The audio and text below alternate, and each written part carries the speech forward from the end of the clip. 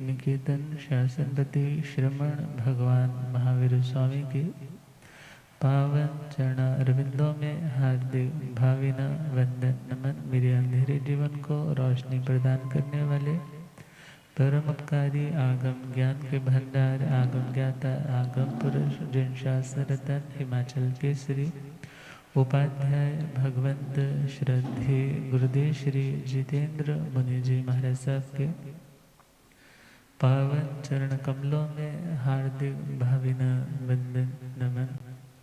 आदरणीय सेवाभावी श्री प्रशमित मुनि जी पाठ पर विराजमान प्रवचन प्रभाविका कर्मठ योगिनी महासाधि श्री सुनीता जी महाराज साहब, धर्म सभा में उपस्थित धर्मानुरागियों सुशीलवती माताओं एवं बहनों, असीम पुण्योदय से भाग्योदय से आप सबको संतों का समागम और वीतरागवाणी श्रवण करने का शुभ अवसर प्राप्त हो रहा है।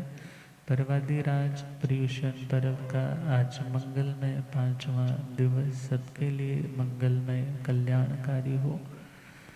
श्रीमद् अंतकृत दक्षांगी सूत्र 8वां अंग सूत्र और जिसके 8 वर्ग है, 5वां वर्ग प्रारंभ है। आर्य श्री सुधर्मा स्वामी जी महाराज के पावन चरण शरण में आर्य श्री जम्बू स्वामी जी महाराज विनय भक्ति पूर्वक जिज्ञासा अनुनय विनय कर रहे हैं कि हे भगवान, सिद्ध गति को प्राप्त श्रमण भगवान महावीर स्वामी ने तीर्थंकर काल में इस 8वें अंग श्रीमद् अंतकृत दशांगी सूत्र के 8 वर्गों में 5वें वर्ग के यदि 10 अध्ययन कृपा किए हैं तो कृपा करके मुझे प्रथम अध्ययन के बारे में अवगत करवाएं। अंतकृत के वाचना, अंतकृत के वाचना वीर प्रभु फरमा गए। अंतकृत के वीर प्रभु फरमा गए।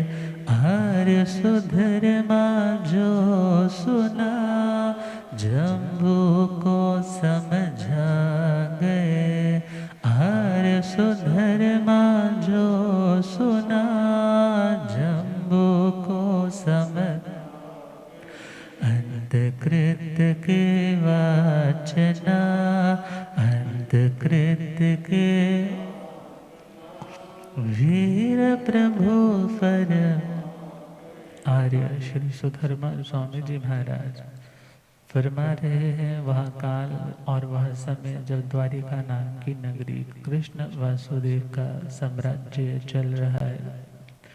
श्री कृष्ण वासुदेव को जैसे ही सूचना मिली कि भगवान अरिष्ट नेमि जी महाराज समाश्रित हुए हैं रैवतक पर्वत पर, तो वो उनकी परिउपासना के लिए वंदन नमन करने के लिए घर से रथ पर सवार होकर विभूषित होकर पहुंचते हैं।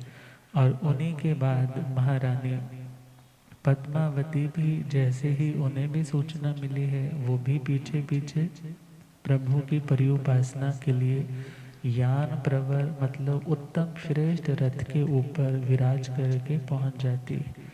पब्लिक ऑलरेडी वहाँ पर है। प्रभु ने धर्म देशना दी, अर्थात धर्म की मंगलमय बातें जैसे ही सुनाई, मानो सोई हुई आत्मा जागृत होने लगी। और सभी ने प्रभु की जिन वाणी का रसास्वादन किया, नियम पच्चखान ग्रहण किए, जहाँ से आए थे उस ओर चले गए। जब कभी जिंदगी में कुछ अनहोनी होने वाली होती है, बहुत बार व्यक्ति को स्वयं ही इंट्यूशंस होने लग जाती है। कभी किसी का कोई अंग फरकने लग जाता है, कभी कोई सपने ऐसे आने लग जाते हैं, और कभी कभी बिन सोचे हुए ही जुबान पर वैसे प्रश्न आने लग जाते हैं। ऐसी चिंता जागृत होने लग जाती है कि भविष्य में और क्या हो सकता है।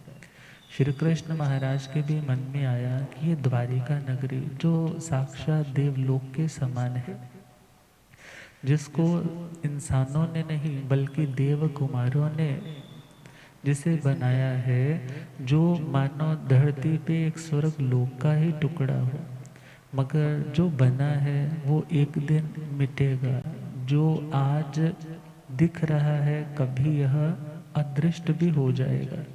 तो मन में जिज्ञासा जागृत हुई कि प्रभु अरिष्ट नेमि जी तो सर्वज्ञ है, वीतरागी भी है, तो क्यों ना मैं उनसे पूछूं कि हे प्रभु, मेरी इस द्वारिका का क्या भविष्य है और मेरा भी आगे क्या बनने वाला है। तो प्रभु अरिष्ट नेमि जी के चरणों में वंदन नमन करके तैनं गण है वासुदेव नेमिं वंदे नमन से वंदिता नमन से तैव वयासे मिशरणं वंदे बारवय नैरे दुवाल सजोयणायामाय नव जोयण विचिन्नाय जापचकं देवलोक भूय किं मूलय वीणा से भविष्य कणः यर्हरिठनेमि कणः वासुदेवं एवं वयासेवं खलु कणः इमे से बारवय नैर्य दुवाल सजोयणायामाय नव जोयण विचिन्नाय जावपचकं देवलोक भूय सुरगी दिवायण मूले वीणा से भविष्य तैणं कणः स वासुदेव सर्होरिठनेमि शान्त्येयमठं शोचा अयमेवारुव्यझत्ये समपन्ने धन्नाणं ते जाली मयाली वयाली पुरीससेण वारिसेण पजुन्न संभ अनिरुद्ध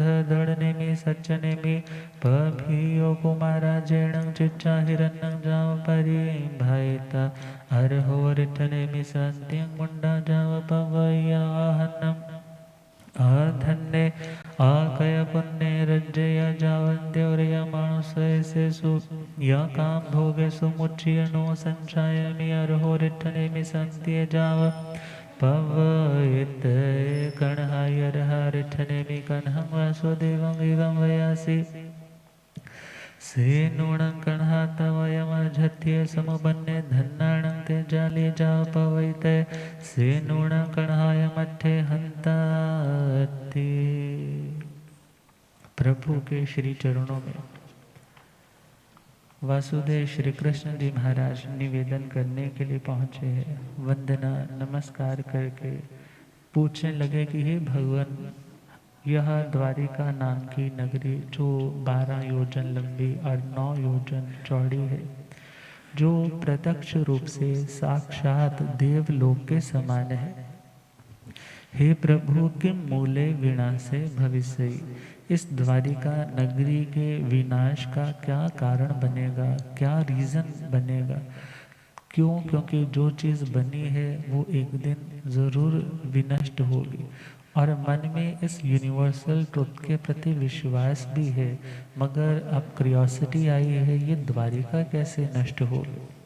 श्री कृष्ण महाराज को के इस प्रश्न को प्रभु तो ऑलरेडी जानते हैं, मगर फिर भी उनकी बातों को सुनते ही प्रभु कहने लगे कि हे कृष्ण महाराज, इमे से 12 नगरी, यह द्वारिका नगरी जो 12 योजन लंबी 9 योजन चौड़ी है, जो साक्षात अलकापुरी के समान है, जहाँ के लोग बहुत प्रमुदित है, बहुत प्रसन्न चित्त है, मगर ध्यान देना है ये नगरी यदि बनी है तो एक दिन नष्ट भी हो। पुद्गल की पर्याय है, यदि वह इकट्ठे होते हैं तो समय आने पे बिखर जाते, यदि बिखरते हैं तो फिर कभी समय आने पर इकट्ठे हो जाते, अर्थात कभी उनका इकट्ठे होना सुंदरता देता है, कभी किसी का अलग होना सुंदरता देता है। तो ये साक्षात देवलोक के समान तुम्हारी द्वारिका नगरी भी नष्ट होगी और उसके रीजन्स बनेंगे सुरग्गी दिवायण मूलय, अर्थात सूरा, अग्नि और द्विपायन ऋषि। कितने रीजन बताए? सूरा मतलब शराब, अग्नि का मतलब आग, द्विपायन का मतलब द्विपायन ऋषि। ये तीनों इस नगरी के विनाश के मूल कारण रहेंगे। तो श्री कृष्ण महाराज प्रभु के चरणों में बैठे हैं और मन बड़ा पश्चाताप से खिन्न है कि मैंने राज्य व्यवस्थाओं के लिए तो बहुत समय निकाला, मैंने 360 संग्राम लड़ने में भी बलशाली योद्धा होने का परिचय दिया, मगर आज प्रभु अरिष्ट नेमि जी के चरणों में बैठ करके ऐसा श्रवण करके कि यह जो साक्षात स्वर्ग के समान मेरी अलकापुरी के समान द्वारिका नगरी है, ये नष्ट हो जाएगा, तो एकदम ध्यान अपनी आत्मा की ओर जाता है। विचार करो, कोई व्यक्ति आपको 10 करोड़ का कोई डायमंड सेट भी दे दे और आप उसको पहन करके खुद को बहुत सुंदर महसूस करते हो, बहुत रिच महसूस करते हो, और मगर आपको जब पता लग जाए कि तुम्हारी जिंदगी के तो मात्र 4 घंटे शेष रह चुके हैं, तो उस टाइम तुम्हें ख्याल आता है ये 10 करोड़ का हार मेरे साथ जाने वाला, अर्थात मैंने इतना बड़ा गिफ्ट अटेन किया, मगर वो इतना बड़ा 10 करोड़ की प्रॉपर्टी क्या, लाखों अरबों करोड़ों की प्रॉपर्टी भी इस आत्मा के साथ आगे जाने वाली, जब जाने वाली नहीं तो हमारा साथी कौन होगा, हमारा सहयोगी कौन होगा, हमारी रक्षा करने वाला कौन होगा? क्योंकि जो अपना है वो अपने साथ जाएगा, जो अपना नहीं है वो हमें छोड़ करके यहीं रह जाएगा। अर्थात धर्म के अलावा आत्मा का हितैषी, आत्मा का सुरक्षा कवच के समान रक्षा देने वाला और कोई तत्व नहीं। पाप भी साथ जाएगा मगर वो दुख देगा, पुण्य भी साथ जाएगा मगर वो अनुकूलता देगा, मगर यदि धर्म साथ है तो वो तुम्हें सद्बुद्धि भी देगा और तुम्हें हर परिस्थिति में सामना करने का बल भी देगा। अर्थात श्री कृष्ण महाराज के भी मन में आया कि भले यह इतनी बड़ी मेरी प्रॉपर्टी है मगर कुछ भी मेरे साथ जाने वाला नहीं है। और ऐसा सोचते सोचते उनके आध्यात्मिक चिंता उत्पन्न हुई। धन्नाणंते जाली मयाली उबियाली, धन्य है उन कुमारों को जाली मयाली उव्याली पुरिससेन वारिशेण प्रद्युम्न शंभ अनिरुद्ध दृढ़नेमी सत्यनेमी प्रभृति, मतलब इत्यादि एटसेट्रा जो और भी है उनको धन्य है कि जिन्होंने चिच्चा हिरण्यं, मतलब दुनिया का सोना, दुनिया की प्रॉपर्टी निसार जिसे समझा, नाक की मैल समझ करके उनको छोड़ दिया। पुनः जैसे उसको फेंकने के बाद कोई उसे उठाता नहीं है, इसी प्रकार उन्हें त्यागने के बाद दोबारा उन सुखों को भोगने की मन से भी चाहना नहीं की। धन्य है उनके ऐसे त्याग को।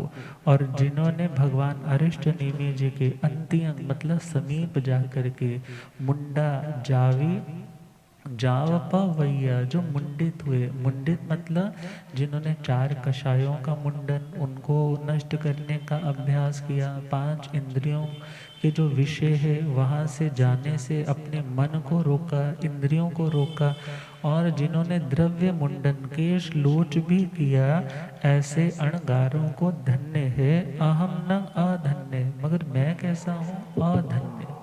अधन्य का मतलब मेरी जिंदगी का तो कोई लाभ ही नहीं है। क्यों? क्योंकि मैंने आत्मा के लिए, धर्म के लिए कुछ एक्स्ट्रा एफर्ट की ही नहीं। अकृत पुण्य, मैंने कोई पुण्य नहीं किया, अर्थात मैं राज्य में, राज्य के अंतःपुरों में और उन रानियों के साथ भोग भोगने में ही निमग्न रहा। शब्द रूप गंध रस स्पर्श इन अनुकूलताओं में ही मूर्छित रहा। मगर अब मुझे महसूस हो रहा है कि मैं क्यों समर्थ नहीं हो पा रहा कि मैं भगवान के चरणों में दीक्षा ले लूं। अर्थात जैसे एक कस्टम रहता था कि 25 साल ब्रह्मचर्य आश्रम, 25 साल गृहस्थ आश्रम, फिर 25 साल वो प्रैक्टिस करते थे कि हम संन्यास आश्रम में जा सके। तो मैं अपने आप को अधन्य समझ रहा हूँ कि मेरा दुनिया के सुखों को भोगने का अभ्यास इतना ज़्यादा है कि मेरा मन ही नहीं करता मैं धर्म की ओर आऊँ, पोटेंशियल ही नहीं जागता कि मैं कुछ त्याग कर पाऊँ। मन में बड़ा खिन्नता का भाव। और जैसे ही ये सारे भाव उनके मन के किन्होंने देखे, प्रभु अरिष्ट नेमि जी ने, तो प्रभु अरिष्ट नेमि जी कहने लगे कि हे कृष्ण वासुदेव, आपके हृदय में जो आध्यात्मिक, जो आत्मा में चिंता उत्पन्न हो रही है कि धन्य है वो जाली, मयाली, उवियाली इत्यादि, जिन्होंने अपनी जिंदगी को सफल बना लिया, सार्थक बना लिया, और तुम खुद पर पश्चाताप कर रहे हो, तो हे श्री कृष्ण महाराज, क्या ऐसा ही है? कहने लगे हंता अत्थि, हाँ भगवान ऐसा ही है। तो प्रभु फरमाते हैं तरणं नो खलो कणहा एवं भूयं व भवं व भविष्य व जन्नं व सुदेव चैता हरिन्नं जापवै सन्ति सेकेन ठेनं भन्ते एवं उच्चैन न एवं भूयं व जापवै सन्ति कणहा अर्हारिठनेमि कणहं व सुदेवं एवं वयासि एवं खलु कणहा सव्ये वियाणं वासुदेवापुव भवे नियाण कणासेण ठेणं कणहा एवं उच्चैन एवं भूयं जाव पवये सन्ति तैणं से कण्हे वासुदेवे अर्हं रिठनेमि एवं वयासि अहं नंग भन्ते यो कालमा से कालं किच्चा कहिं गमिष्यामि कहिं उपवज्जिष्यामि तैणं अर्हारिठनेमि कण्हं वासुदेवं एवं वयासि एवं खलु कण्हा तुमं भारवये नैर्ये सुरंगे देवायण को निदढाय अम्मा पिय नियग विप होणे रामेण बलदेवण सद्धें दाहेण वेयालिं अभिमुय जोहि ठिल्ल पामोखाणं पंचणं पंडवाणं पंडोराय पुत्राणं पासं पंडुमोहरं संपत्ति को संभवण कारणे न गोहवर पायस है पुड़वी शिला पट्टय पिय वत्थ बच्चाय शरीरे जरा कुमारेण तीक्षेण को दंड विमुखेण ईसुणा वामे पाए विद्धे समाणे कालमा से कालं किच्चा तच्चाय वाली उपभाय पुड़वी जाव उवज्जी से। श्री कृष्ण महाराज के उस डाउट को क्लियर करने के लिए, उस शंका को शांत करने के लिए भगवान कहने लगे तं न खलु कण्हा, हे कृष्ण वासुदेव महाराज, एवं भूयों व भव्यों व भविष्य व तं नो, अर्थात ऐसा कभी नहीं होता, ना हुआ, ना होगा और ना ही होता है। भूयं का मतलब हुआ नहीं, भव्यम का मतलब हो नहीं रहा, और भविष्य ही होगा नहीं। क्या नहीं होगा? कि कोई वासुदेव दुनिया की सारी प्रॉपर्टी को, अपने अंतःपुर को त्याग करके प्रव्रजित हो जाए, मीन्स दीक्षित संन्यास्त हो जाए। पूछा से केन ठेणं भन्ते, प्रभु ऐसा क्यों होता है? इसके पीछे क्या लॉजिक है कि वो सब कुछ छोड़ करके, चाह करके भी दीक्षा नहीं ले पाते? तो प्रभु कहने लगे कण्हाई अर्हा अरिठनेमि कण्हं वासुदेवं एवं वयासि एवं खलु कण्हा। प्रभु कहने लगे, अरिहंत पद विभूषित भगवान अरिष्ट नेमि जी फरमाने लगे कि हे श्री कृष्ण वासुदेव महाराज, सव्य वियणं वासुदेवा, जितने भी वासुदेव पद पर आते हैं सभी पूर्व भवों के निदान कृत रहते हैं। कैसे रहते हैं? निदान कृत मतलब तपस्या करेंगे, संयम भी पालेंगे, मगर उस संयम के बदले किसी ना किसी के साथ ऐसी अनबन है जिसको वो टॉलरेट नहीं कर पाते हैं, किसी के साथ ऐसा वैर का बंध हो जाता है, साधु पर्याय में उसका बुरा अनिष्ट नहीं कर पाते, मगर तब तो नहीं कर पाए, मन में गांठ बांध ली है कि मेरे पास शक्ति होगी तब मैं इसका ऐसा करूँगा। तो ऐसे व्यक्ति वो साधना के बल से उस उत्तम स्थान तक तो पहुंचते हैं, मगर फिर निदान के साथ बंधे होने के कारण वो संयम पुनः ग्रहण नहीं कर पाते, उनकी जिंदगी में प्रव्रज्या नहीं आ पाती, उनकी जिंदगी में हर कंफर्ट मिलता है, राज्य मिलता है, समृद्धि मिलती है, प्रॉस्पेरिटी मिलती है, पॉपुलैरिटी मिलती है, अधिकार मिलते हैं, बट धर्म प्रैक्टिकली जिंदगी में वो खुद फॉलो कर सके ऐसा नहीं कर पाते। तैणं से कण्हे वासुदेवे अर्हं अरिठनेमि एवं व्यास। फिर पूछने लगे हैं कि हे प्रभु, वासुदेव यदि काल करते हैं तो वो कहाँ जाएंगे? क्योंकि मैं भी वासुपद विभूषित हूँ, एक दिन आएगा इस देह के साथ ये कॉन्ट्रैक्ट कंप्लीट होगा, मुझे भी आगे बढ़ना होगा, तो मेरा जन्म कहाँ होगा? तो प्रभु फरमाने लगे काल मासे कालं किच्चा, अर्थात कि हे श्री कृष्ण वासुदेव जी महाराज, आपका भी एक दिन देहावसान मतलब देह को त्यागना होगा। और वो समय आएगा जब द्वारिका नगरी जो सुरा अग्नि और द्विपायन ऋषि के क्रोध के कारण पूरी तरह से धू धू करके जल रही है, और ऐसे टाइम में आपकी अम्मा मतलब माता पिता नियक विप होने, जो आपके निज के जो बहुत नज़दीकी वाले ब्लड रिलेशन वाले जिनके साथ आपका बहुत अच्छा कनेक्शन है, वो सब लोग उसमें काल कर जाएंगे। और रामेण बलदेवेण सद्धि, और आप अपने भाई बलदेव के साथ वहाँ से दक्षिण वेताले अर्थात समुद्र की ओर दक्षिण दिशा की ओर बढ़ते बढ़ते, अभिमुहे मतलब उसकी ओर मुख कर करके बढ़ते हुए, जहाँ पे जो ही ठिल्ल पा मोक्षाणम युधिष्ठिर, जो ही ठिल्ल का मतलब युधिष्ठिर, युधिष्ठिर किसे कहते हैं? युद्धि स्थिर इति युधिष्ठिर, जो अपने युद्ध भूमि में स्थिर रहता है, मतलब डावाडोल घबराता नहीं, मैदान छोड़ करके भागता नहीं, उसे युधिष्ठिर कहते हैं।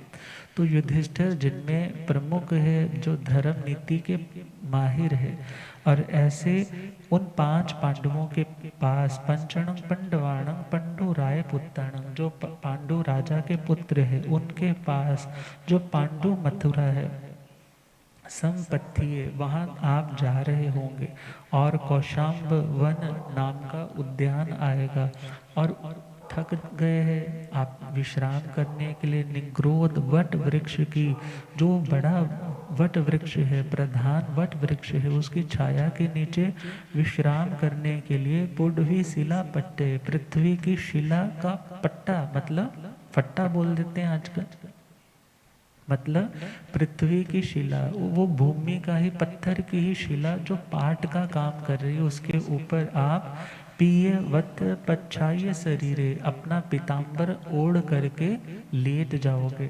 और जरा कुमारेण तिखेण को दंड विमुखेण, और जरा कुमार के जो कोदंड, कोदंड का मतलब है धनुष, धनुष से छूटा हुआ जो बाण है, उस तीखे बाण के द्वारा, इसुणा का मतलब है बाण के द्वारा, वामे पाए, बायां जो पैर है उसे लगा कि ये तो कोई मृग है, वहां पर उसकी आंख को वो बींधने के लिए बाण छोड़ेगा, और उस बाण से आहत होकर के विद्धे उससे बींधे हुए काल मां से कालम किच्चा तच्चाए वालुअ भाई पुडविए जाओ उब वज्जी हिसी, आओ वहां से काल करके तीसरी बालू का प्रभाव पृथ्वी पर जाकर के जन्म लोगे।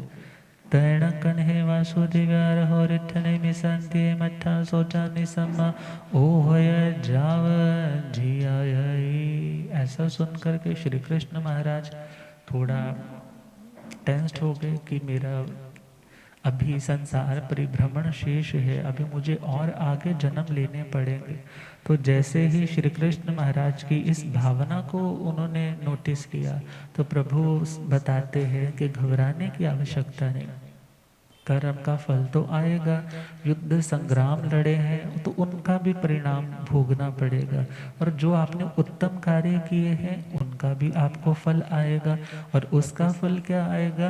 आप 12वें अमम नाम के तीर्थंकर बनेंगे। तो वो आगे वाली घटना पे हम बाद में आते हैं, मगर सर्वप्रथम हम हिस्ट्री के उन दबे हुए रहस्यों को उद्घाटित करें कि यहाँ पर प्रभु ने फरमाया है कि आपकी इस द्वारिका नगरी का विनाश 3 कारणों से होगा, सूरा, अग्नि और द्विपायन। तो ये सीक्वेंस वैसे बोलने की दृष्टि से ऐसा रखा है, मगर जब हम प्रैक्टिकली देखेंगे तो पहले सूरा आएगा, फिर द्विपायन ऋषि आएंगे, फिर अग्नि आएगी, क्योंकि द्विपायन ऋषि ही काल करके अग्नि कुमार देवता बनेंगे। तो सूरा, अग्नि और द्विपायन, जैसे ही कृष्ण महाराज को प्रभु के श्रीमुख से ये पता चला कि द्वारिका नगरी नष्ट हो जाएगी और इन कारणों से नष्ट होगी, तो प्रभु से उन्होंने अनुनय विनय करके कोई उपाय पूछा कि प्रभु कोई रास्ता बता दीजिए कि हम प्रोटेक्ट रह सके। तो प्रभु ने कहा 2 उपाय है।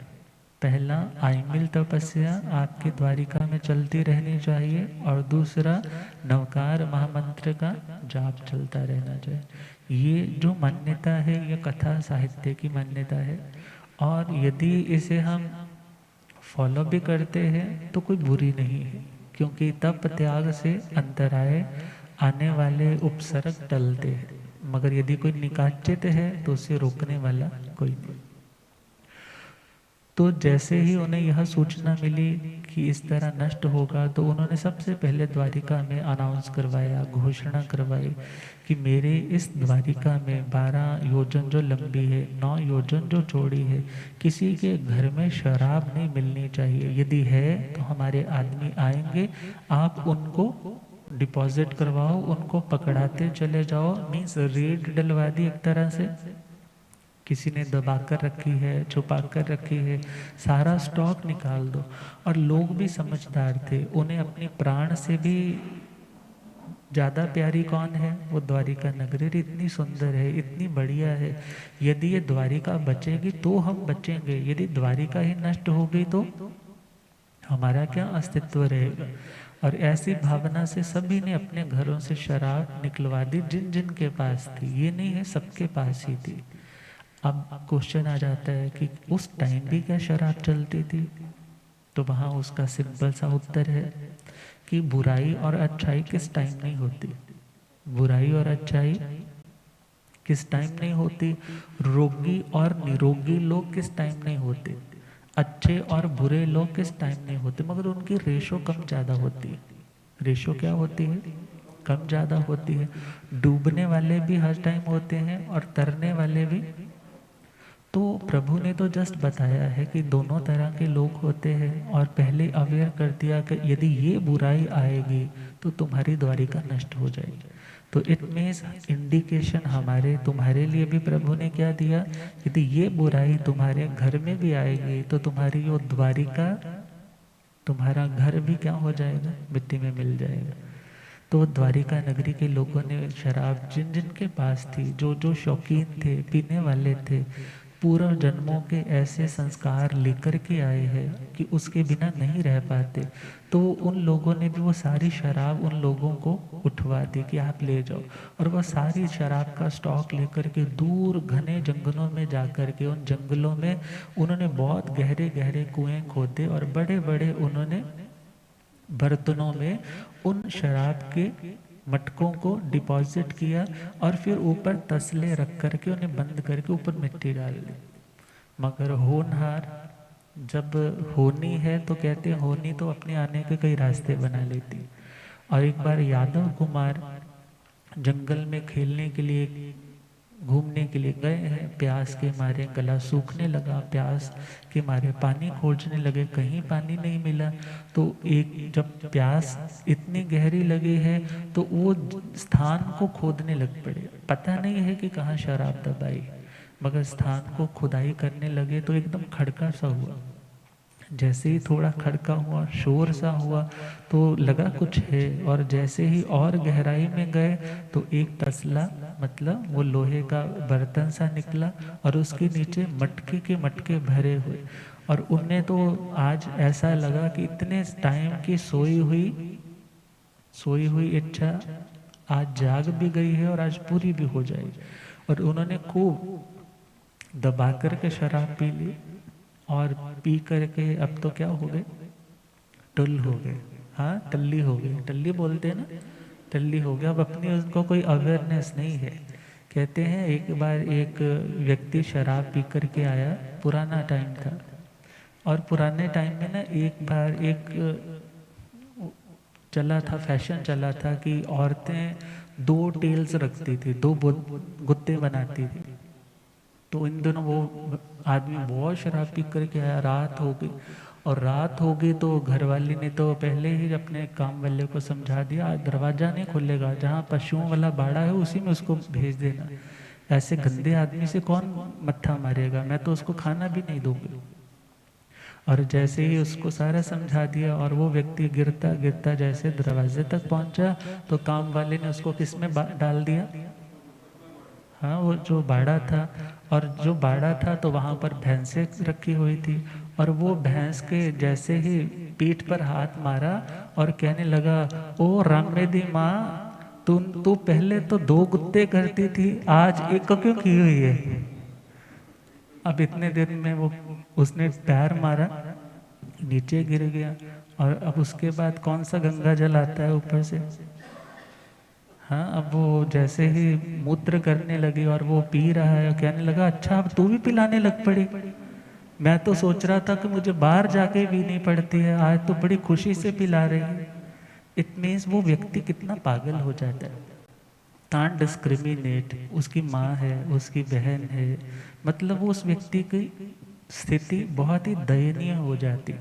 तो ऐसी स्थिति में जब उन यादव बच्चों ने इतनी शराब पी है, कुमारों ने इतनी शराब पी, और उन्होंने भी सुन रखा था कि इसी उद्यान में, इसी वन में वो द्वैपायन ऋषि भी साधना कर रहा है, और ये भी सुन रखा था कि इसके कारण हमारी द्वारिका क्या हो जाएगी। अब बड़ा गुस्सा चढ़ा है कि इसको आज सबक सिखाना है, ये नष्ट हो जाएगा तो हमारी द्वारिका बच जाएगी। तो उनमें से एक ने क्या किया, वो जो तसला, वो जो लोहे का बर्तन था, एक ने पेट पे बांध लिया, पेट पे बांध लिया, और कपड़ा सा लेकर के उसको साथ लेकर के चले गए। कहने लगे, बाबा जी बताओ इसके पेट से क्या पैदा होगा? शराब पी रखी है ना, अब ऐसे मजाक सूझते हैं, बताइए इसके पेट से क्या पैदा होगा? अब 1 बार कहा, 2 बार कहा, 3 बार कहा, वो झुंझला गए। कहने लगे, इससे पैदा होगा तुम्हारी द्वारिका का विनाश। क्या पैदा होगा? द्वारिका का विनाश। इतना सुनना था उनको, और गुस्सा चढ़ा, लातों से, घूसों से मारने लगे, मुक्के मारने लगे, जो हाथ में आया उसे पीटने लगे।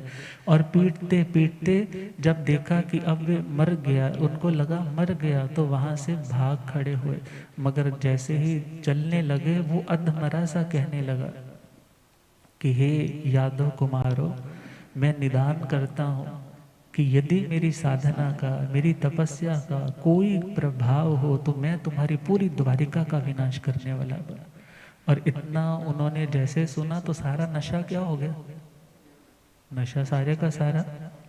अब जैसे ही नशा उतरा है तो बड़े घबराए हैं, मगर अब तक तो वो अब पछताए। होत क्या जब चिड़िया चुग गई खेत। वो जैसे ही लौटे आकर के कृष्ण महाराज को अपनी सारी गलती बताई, बड़ी सच्चाई के साथ सारी बात बताई, और कहा कि अब द्वारिका को बचाना आपकी सिरदर्दी है, हमने अपनी गलती बता दी। उसी टाइम नंगे पांव श्री कृष्ण महाराज, बलदेव जी महाराज वहाँ पहुँचते हैं, उस वन में आकर के उन्हें अनुनय विनय करते हैं, नमन करते हैं। कहने लगे, अब तो मैं सब कुछ छोड़ करके अपनी साधना में तल्लीन हूँ, और मैं निदान कर चुका हूँ कि मैं तुम्हारी द्वारिका के विनाश का कारण बनूं। वो कहने लगे, वो बच्चे थे, अनजान थे, वो कहने लगे, अनजान एक बार हो सकती है गलती, मगर उन्होंने तो हद ही पार कर दी। मगर मैंने उनका क्या बिगाड़ा था? मैं तो खुद जान करके कि मेरे कारण विनाश होगा, तो मैं तो ऑलरेडी खुद ही जंगलों की ओर आ गया, मगर उन्होंने यहाँ भी मुझे छोड़ा। चलो तुम्हारी इस विनय के कारण मैं तुम्हें इतना रिलैक्सेशन तो दे सकता हो कि तुम्हें द्वारिका में कुछ नहीं होगा, मगर तुम यदि उस द्वारिका में से किसी एक को भी लेकर जाना चाहोगे तो मैं एक भी व्यक्ति को जीवित नहीं भेजूंगा। जैसे ही ये बात सुनी, सोचा कि अब ये खेल हाथों से जा चुका, और वह समय भी आता है जब वो लौट करके आते हैं। अब देखते हैं कि अब हम क्या करें, और हर घर घर में अभी तक तो जाप हो रहा था, और वो दिन भी आया जब पहला घर सोचता है, अरे आज क्या करने की ज़रूरत है, दूसरा कर ही रहा होगा, दूसरा सोचता है 12 साल हो गए करते करते, आज तक तो कोई देवता आया नहीं, आज तक तो आग लगी नहीं, आज तक तो कोई उपसर्ग आया नहीं, ये यूं ही मिथ्या प्रचार कर रखे हैं, यूं ही लोगों को अंधविश्वास में डाल रखा है, कुछ होने वाला नहीं है। दूसरे घर ने छोड़ा, तीसरे घर ने छोड़ा, ना आइमिल हुआ और ना जाप हुआ। और वो समय जब वो काल करके द्वैपायन ऋषि क्या बन चुके हैं, अग्नि कुमार देवता, वो तो जैसे ही देव बने हैं वो रोज देखते हैं कि मैं आऊं, मैं घात लगाऊं, मगर जैसे ही आते हैं देखते हैं एक सुरक्षा कवच, उसकी साधना के प्रभाव से आज द्वैपायन का प्रहार नहीं चला था, मगर जैसे ही देखा कि आज वो सुरक्षा कवच आज कुछ भी नहीं, तो उसने अपनी वक्र लब्धि से अग्नि की ज्वालाएं भड़कानी शुरू कर दी। एक महल में आग लगी, दूसरे महल में आग लगी, तीसरे में लगी, बाड़ों में लगी जहाँ पशु बंधे हैं, सब लोग हाहाकार कर रहे हैं, त्राही माम कर रहे हैं, हे कृष्ण हमें बचाओ, हे कृष्ण हमें बचाओ। अंतःपुर झुलसने लगा। अब सारी रानियां मानो धू धू करके जल रही है, कोई बचाने वाला नहीं है। यदि कोई भागना चाहता है तो अग्नि कुमार सबके पैर स्तंभित कर देता है, पैर एक जगह फिक्स्ड। अब इससे बड़ा टॉर्चर क्या होगा। भागना भी चाहते हैं, भाग नहीं पा रहे, सारी प्रजा के लोग रो रहे हैं, बिलख रहे हैं, अपनी आंखों के सामने बच्चों के प्राण निकलते नहीं देखे जाते, और वे किसे पुकारते हैं, हरे कृष्ण कहना हमें आ बचाओ, हरे कृष्ण कहना हमें आ बचाओ, जले द्वारिका इसकी बुझाओ, जले द्वारिका इस, हरे कृष्ण कहना हमें आ बचाओ, हरे कृष्ण कहना हमें आ। जब जब विगम के घटाए थे छाए, जब जब विगम के घटाए, ये कश्ती भंवर से किनारे लगाए, ये कश्ती भंवर से किनारे, हुई क्या खता के हमको बताओ, हरे कृष्ण कहना हमें आ। जो आए मिल तपस्या ही घर घर में होती, जो आए मिल तपस्या ही हर घर में, सुरा छोड़ प्रीति धर्म से ही होते, सुरा छोड़ प्रीति धर्म से ही, तो प्रभास मुश्किल क्यों आते बताओ, हरे कृष्ण कहना हमें आ बचाओ, हरे कृष्ण कहना हमें आ। मगर श्री कृष्ण महाराज आज क्या करें, देख रहे हैं मेरी प्रजा मेरी आंखों के सामने जल रही है। कृष्ण द्वैपायन ऋषि जो अग्नि कुमार बन चुके हैं, उनका प्रभाव श्री कृष्ण महाराज पे तो नहीं पड़ रहा, वो तो चल रहे हैं, महलों में भी जा रहे हैं। देखा वो माँ वो पिता जिन्होंने हमें जन्म दिया, उनको थामते हैं, उनको उठाते हैं, एक को बलभद्र जी उठाते हैं और एक को श्री कृष्ण जी उठाते हैं, और जैसे ही बाहर उठा के लेकर आए हैं, अग्नि ही अग्नि और सारा महल गिर जाता है। इतने में खोजते हैं कोई रथ मिल जाए, जैसे ही रथ देखा तो घोड़े चलने को तैयार नहीं, उनके पैर तो क्या हो चुके हैं।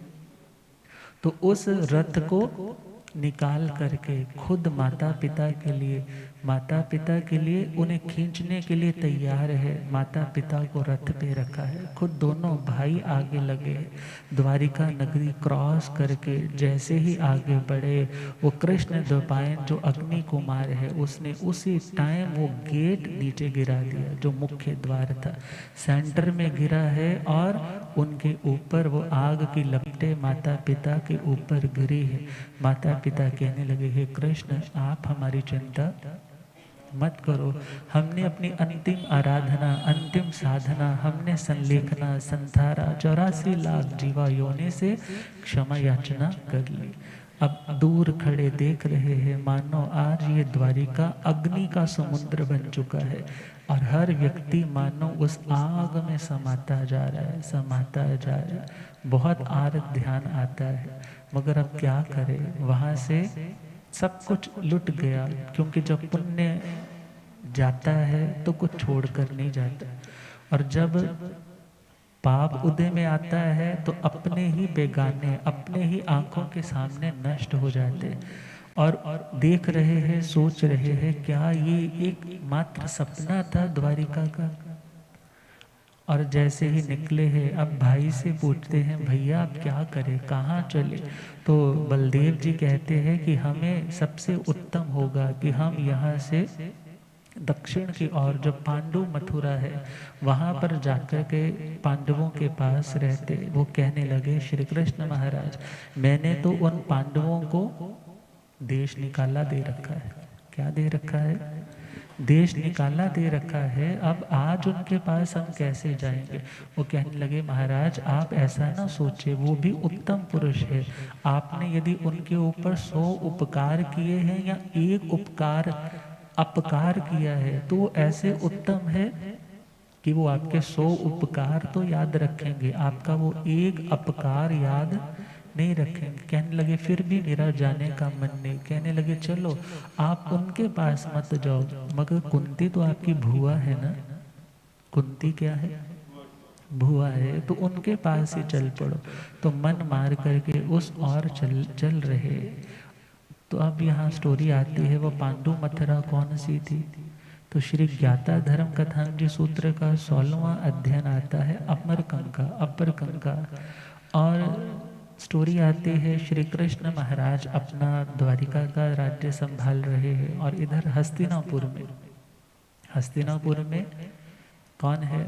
पांडु राजा, पांचों पांडव है, कुंती माता है, और पांचों पांडवों के साथ उनकी महारानी द्रौपदी है।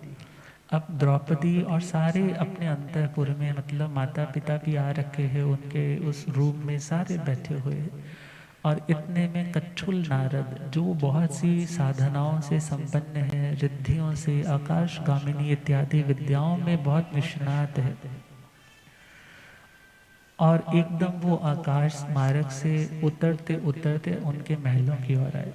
जैसे ही महलों की ओर आए सभी उठे, कुंती भी उठी, पांचों पांडव भी उठे, पिताजी भी उठे उनको वंदन करने के लिए, वेलकम करने के लिए। और जैसे ही उनका वेलकम करने के लिए उठे हैं, मगर द्रौपदी अपने आसन से नहीं उठी।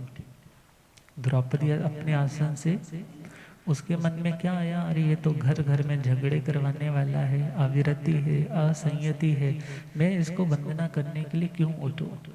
मगर ध्यान देना, बहुत बार हमारा अविवेक, हमारी पंजाबी में बोले अड़ू वृत्ति, हम अड़ जाते हैं ना, उसका कई बार बड़ा नुकसान हो जाता है। इसलिए व्यवहारिकता के नाते, जहाँ पे व्यक्ति व्यवहारिकता के नाते किसी को शिष्टाचार के नाते सम्मान देता है, वो त्यागना नहीं चाहिए। क्योंकि वो व्यक्ति सपोज अंदर ग्रज रखने वाला, घृणा, नफरत, द्वेष रखने वाला, तो वो आपका अनिष्ट कर सकता है। तो द्रौपदी उठी नहीं, और जैसे ही कच्छुल नारद आए उन्होंने नोटिस किया, सारे तो उठ गए मगर वो अपने आसन पे बैठी रही। थोड़ी देर बैठे हैं, मन में आग सी लगी, क्योंकि अभिमान होता है जहाँ व्यक्ति सह नहीं पाता अपना तिरस्कार।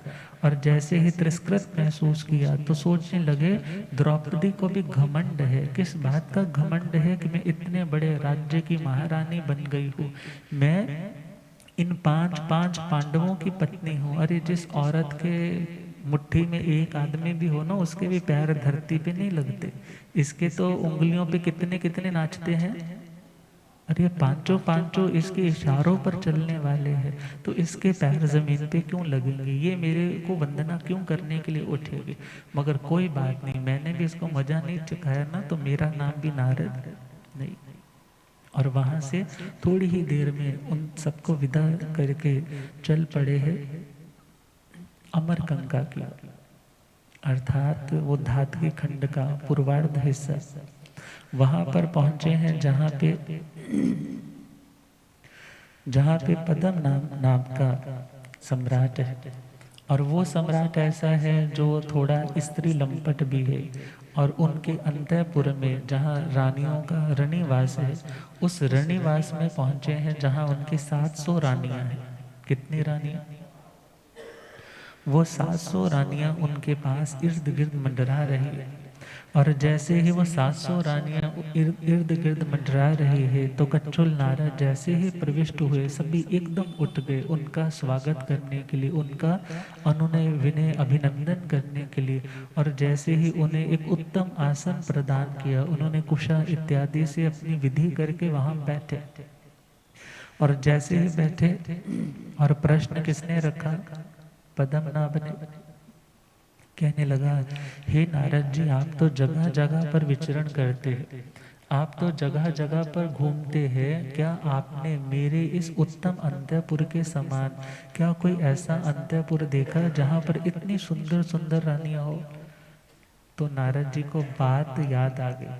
हाँ, मौका अच्छा मिल गया है लड़ाई डलवाने का, इस व्यक्ति को उसकी ओर भेजने का। कहने लगे, अरे तेरे को इस बात का घमंड हो रहा है, मेरा रनिवास बहुत उत्तम है, तुम तो कूप मंडूक हो, कुएं के मेंढक हो। कैसे मेंढक?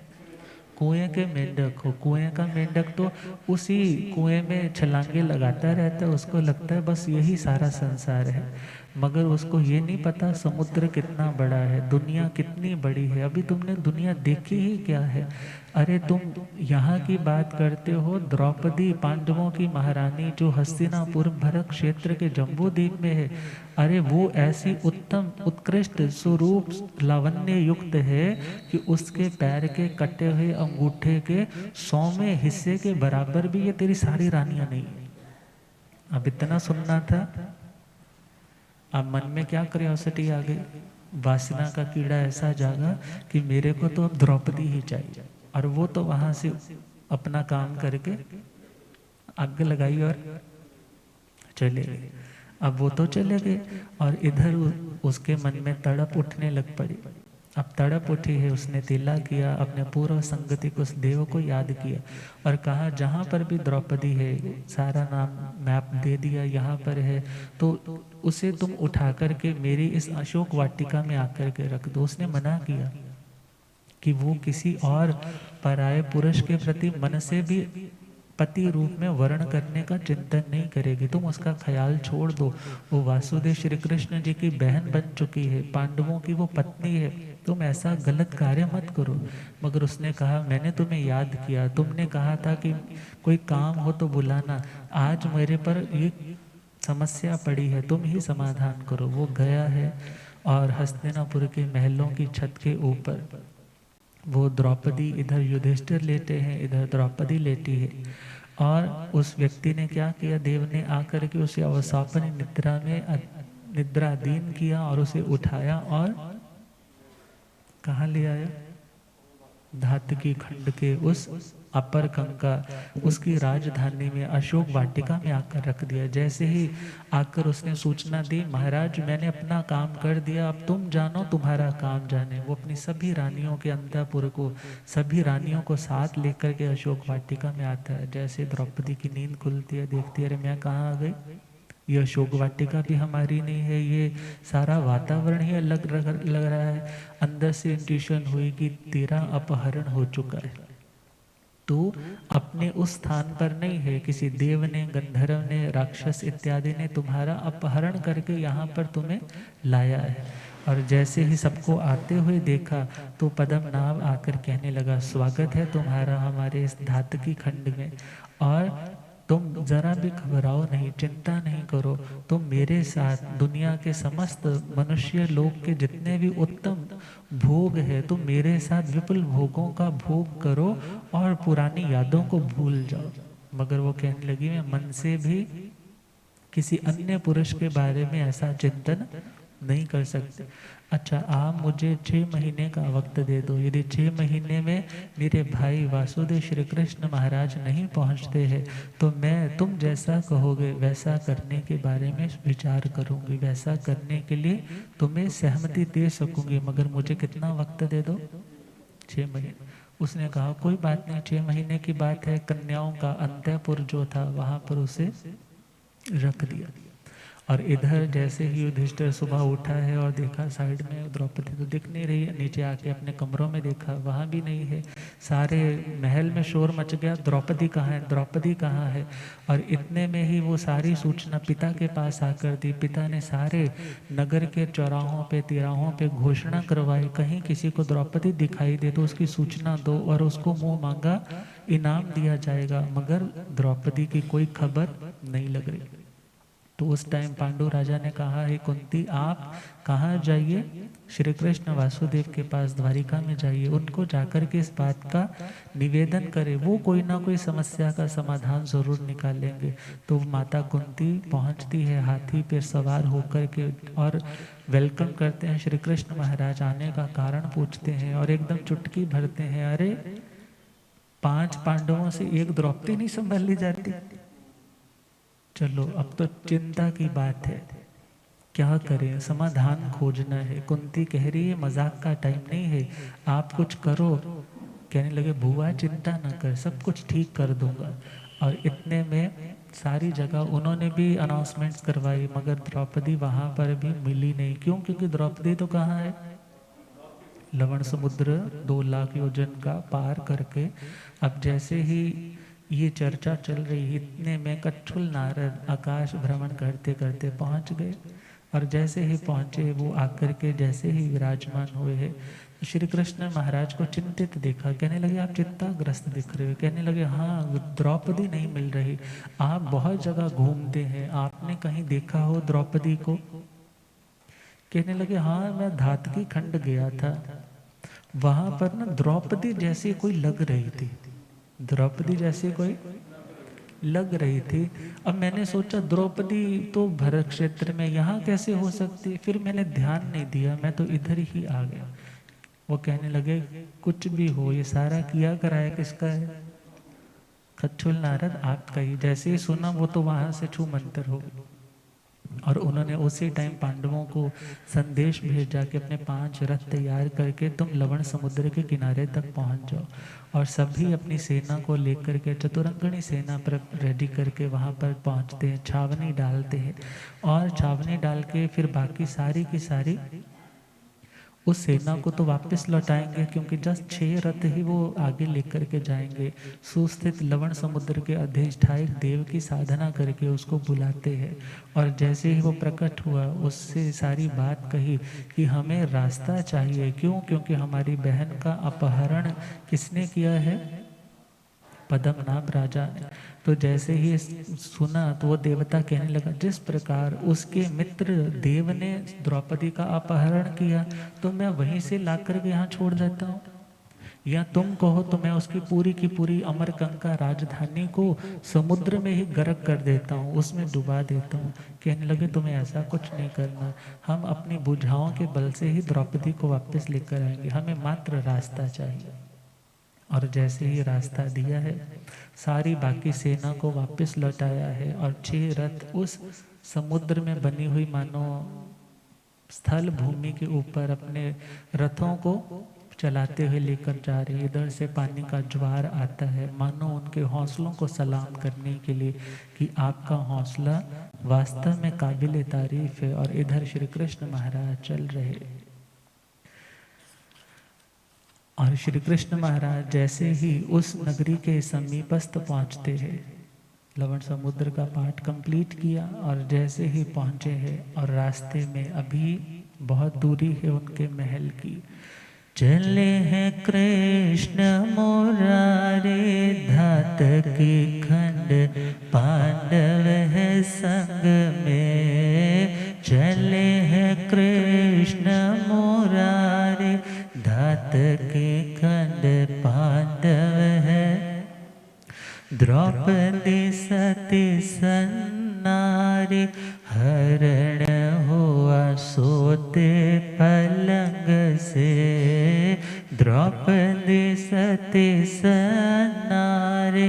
हरण हुआ सोते, सुस्थित देव ने मार्ग दीना।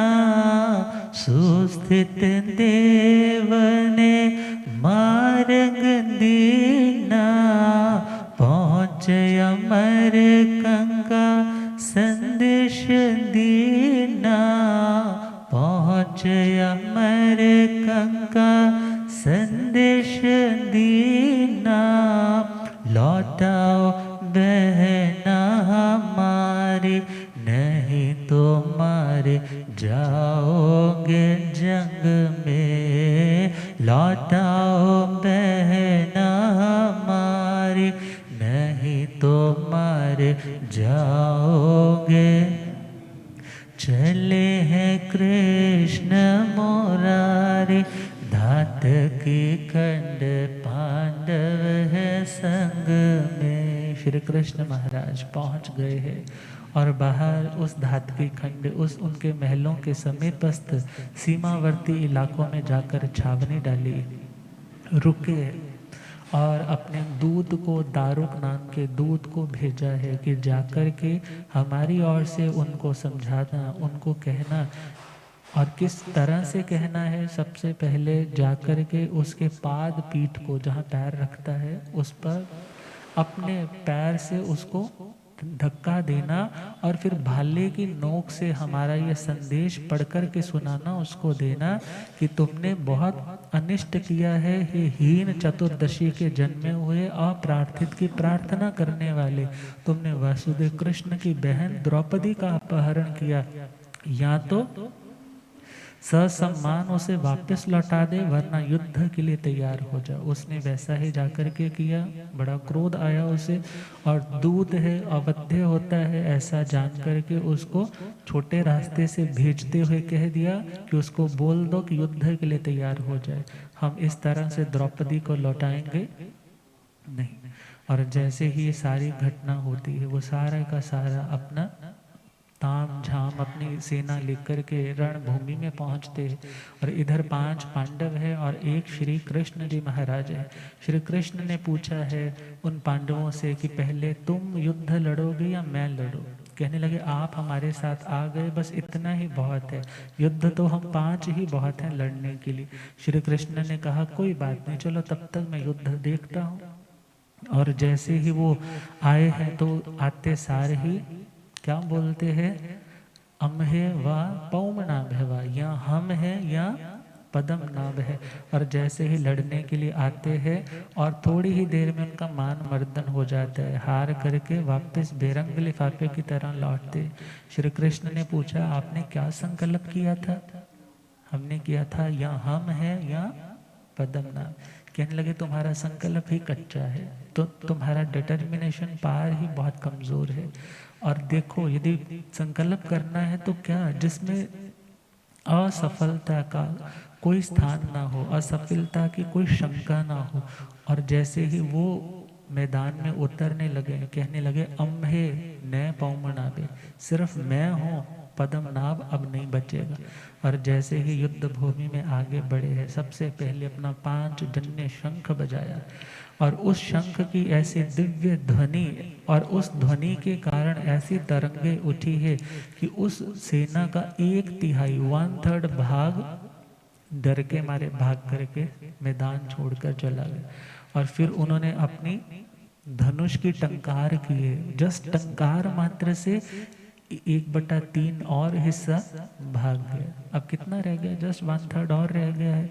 और इतने में देखा कि सारे तो भाग गए, हम मुकाबला नहीं कर पाएंगे। पद्मनाभ भी भागा है अपने राजमहलों की ओर, मेन दरवाजे बंद कर दिए और पहुंचा है अपने अंतःपुर में कि अब मैं क्या करूं, अब मैं क्या करूं। इधर श्री कृष्ण वासुदेव महाराज उतनी में ही रथ अपना घुमा करके उस दरवाजे तक ले आए, और उस टाइम उन्होंने अपनी वक्रीय समुद्घात करके नृसिंह रूप धारण किया।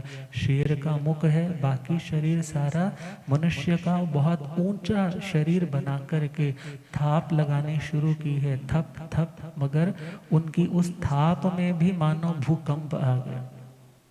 उन सारे महलों की ईंटें गिरने लग पड़ी, पर कोटे हिलने लग पड़े, धरती के फाड़ होने लग पड़े। जब देखा कि ये तो बहुत अनहोनी होगी, वो द्रौपदी के पास भागा आया, मैं अब क्या करूं क्या करूं।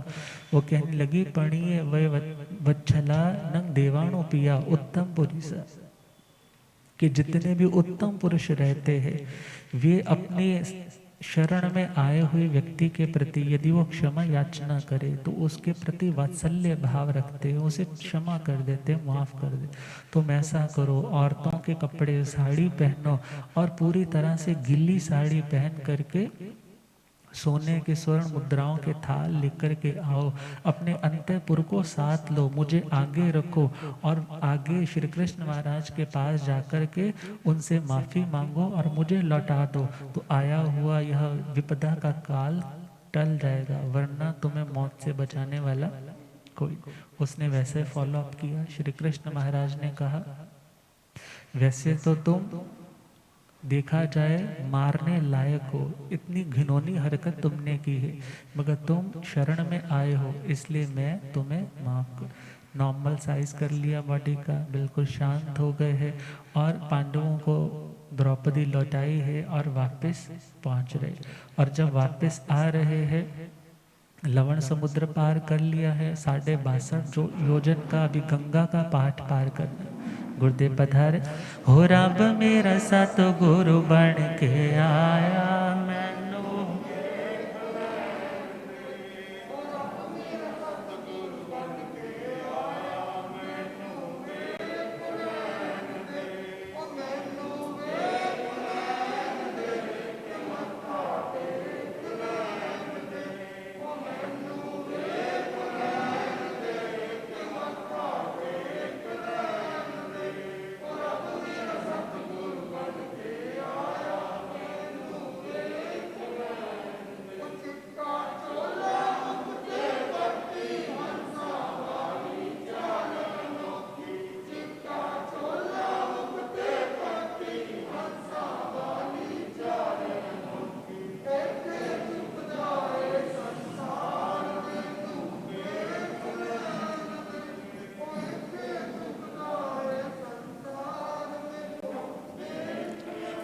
हो रब मेरा सतगुरु बन के आया मैनू,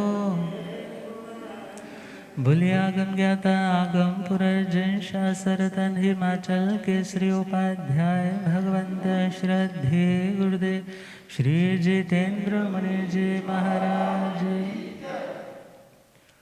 जैसे ही वह 2 लाख योजन का इतना लंबा वो समुद्र का रास्ता पार करके किनारे तक पहुंचे, श्री कृष्ण वासुदेव महाराज कहने लगे पांडवों से कि मैं सुस्थित देव का धन्यवाद कर रहा हूँ कि उन्होंने हमें रास्ता दिया। अर्थात ये नहीं काम हो गया तो आदमी को पहचानो नहीं, उसको थैंक यू मत भूलो, ये कितनी उत्तम क्वालिटीज है। तो पांडवों से कहा तुम चलो मैं आ रहा। जैसे ही उनको धन्यवाद करने गए, इधर नौका थी किनारे पे, 62.5 योजन का जो गंगा का पार था, रास्ता था, उसको पार करके वो तो किनारे तक पहुंचे, नौका वापस नहीं भेजी। क्या देखने के लिए? अरे देखिए श्री कृष्ण वासुदेव में कितनी ताकत है ना मूर्खता, इतना तो देख लिया, अभी क्या कह रहे हैं, देखिए उनमें कितनी शक्ति है। और नौका वापस नहीं भेजी, और जैसे वो लौट करके आए हैं और देखा कि कोई कश्ती भी नहीं है, चलो वो भी ऐसे ही गए होंगे, और उन्होंने एक हाथ में तो रथ लिया है और दूसरे हाथ से खुद उस गंगा को पार कर रहे हैं, तैर रहे हैं, घोड़े भी है, रथ भी है, रथिक भी है। मगर कुछ समय पार करने के बाद बहुत थकावट हुई, बहुत अनर्वेटेड फील किया कि बड़ा एग्जॉस्ट हो गए। सोचने लगे अरे पांडवों में इतनी शक्ति है कि वो इतनी जल्दी पार चले गए और मैं इतनी जल्दी थक गया। ये यूं ही कह रहे थे कि हम कमज़ोर है, वास्तव में ये तो मेरे से भी ज़्यादा बलशाली है। और जैसे ही ऐसा विचार आ रहा था तो उसी टाइम उस गंगा नदी के अधिष्ठायक देव या देवी वो प्रकट हुए। प्रकट मतलब उन्होंने एक टापू, एक द्वीप का निर्माण किया जिस पे वो थोड़ा रिलैक्स हो सके। और रिलैक्स होने के बाद वो धीरे धीरे किनारे तक पहुंच गए और आकर के उनसे कहने लगे, अरे पांडवों, तुम तो मेरे से भी ज़्यादा बलशाली हो कि तुम इतनी हिम्मत के साथ इसको कैसे पार करके आ गए। तो वो कहने लगे, महाराज हम आपसे ज़्यादा बलशाली नहीं है, हम तो जस्ट आपका बल देख रहे थे कि आप में कितनी ताकत है, हम तो कश्तियों से ही आए हैं। जैसे ये बात सुनी ना, बड़ा मन को धक्का सा लगा। कहने लगे, तुम कितने पापी हो, कितने निकृष्ट हो, कितने दुष्ट हो। तुमने मेरा बल वहाँ नहीं देखा जब मैंने द्रौपदी को बचाने के लिए, उसको लेकर आने के लिए इतना पराक्रम दिखाया कि इतने से पार्ट को पार करने में तुमने मेरा बल देखना था। और उसी टाइम उनके रथों को भी तोड़ दिया और उनको कहा कि मेरे इन त्रिखंडों से तुम बाहर निकल जाओ, मैं तुम्हें देश निकाला देता हूँ। और जब वो वापस घर लौटे हैं तो सारी घटना आकर के कुंती को, माँ को, पिता को बताई है। तो वो तो बहुत सहम गए, अरे अब हम कहाँ जाएंगे हस्तिनापुर छोड़ करके। तो कुंती को भेजा, तो जाकर के कृष्ण से निवेदन कर कि कुछ ना कुछ हल बताएं। तो कृष्ण जी ने तब कहा था कि ये दक्षिण दिशा में जाकर के ऐसे स्थान पे पांडु मथुरा का निर्माण करे और मेरे अदृष्ट सेवक बन करके रहे। मेरी ओर से इनके ऊपर कोई आपत्ति नहीं आएगी, मेरी ओर से कोई कष्ट इनको नहीं दिया जाए। आज कृष्ण महाराज क्या सोच रहे हैं, क्या सोच रहे हैं कि सब कुछ द्वारिका तो नष्ट हो गया, अब हम कहाँ जाए। ये वही पांडु मथुरा है कि जहाँ पर जाने के लिए बलभद्र जी कह रहे हैं कि आज हम वहाँ पर चलते। और जैसे ही उस रास्ते को पार करते हुए जा रहे हैं और रास्ते में क्या हो गया, थकावट हुई और वो कौशाम्ब वन आया। रिलैक्स होने के लिए लेटे हैं, बलभद्र जी पानी लेने के लिए गए हैं और इधर वो जरा कुमार जो यह सोच करके कि मेरे कारण मेरे भाई का संहार होगा तो मैं जंगलों में भील वृत्ति अपना लूंगा। और जैसे ही वो भील वृत्ति में है और इधर वो पीताम्बर ओढ़े हुए लेटे हुए हैं और उसे लगता है कि पद्म का चिन्ह किसी हिरण की आंख है। और वो जो टुकड़ा, आप ये घटना हमने डिस्कस नहीं की कि वो जो तसला था पेट पे बांधा था, ऋषि ने क्या कहा था, इससे क्या पैदा होगा, द्वारिका का विनाश। तो उन्होंने उसको अच्छे से घिसा, उस तसले को अच्छे से घिसा। जब छोटा सा टुकड़ा रह गया तो पानी में फेंक दिया। जब पानी में फेंका, किसी मछली ने निकला, जरा कुमार ने मछली को पकड़ा होगा, मछली को पकड़ा है तो उसके पेट से क्या निकला, वो टुकड़ा। उसने सोचा कि इसको तो मैं अपने तीर के आगे लगाऊंगा। और वही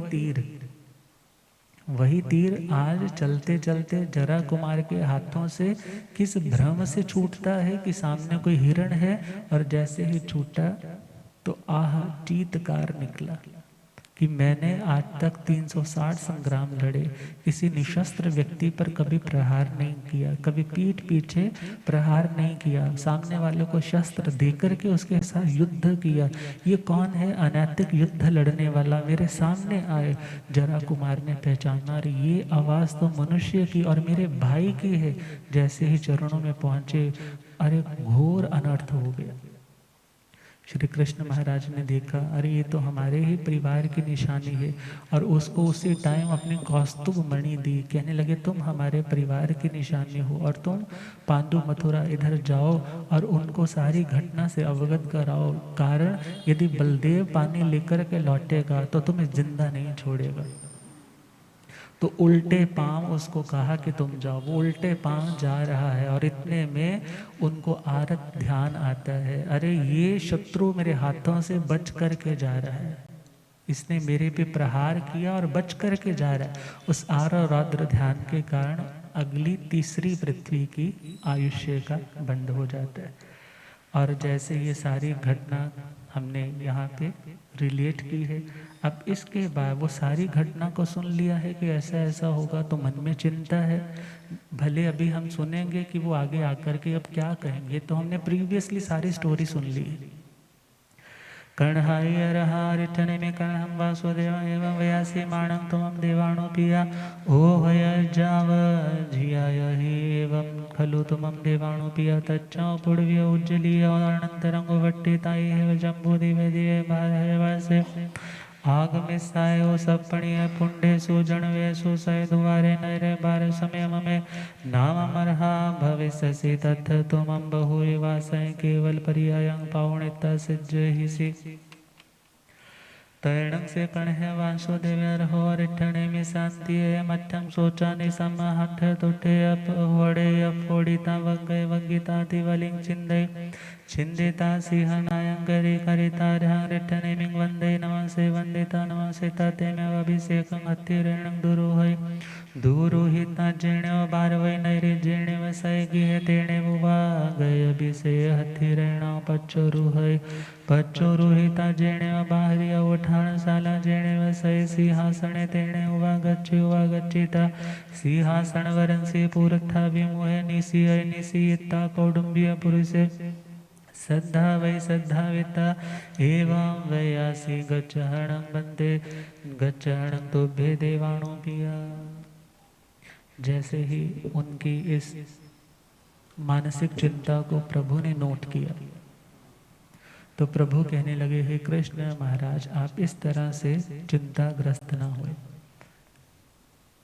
क्योंकि हे देवानुप्रिय, आप उस उज्जवल तीसरी पृथ्वी से निकल करके आने वाले समय में पुंड्र नाम की जनपद में, उस नगर में शतद्वार जिसका नाम है, और वहाँ पर आप बार में अमम नाम के तीर्थंकर अरहा मतलब अरिहंत पद पर प्रतिष्ठित हो जाओगे। और उसका कारण क्या है? धर्म की प्रभावना। क्या कारण है?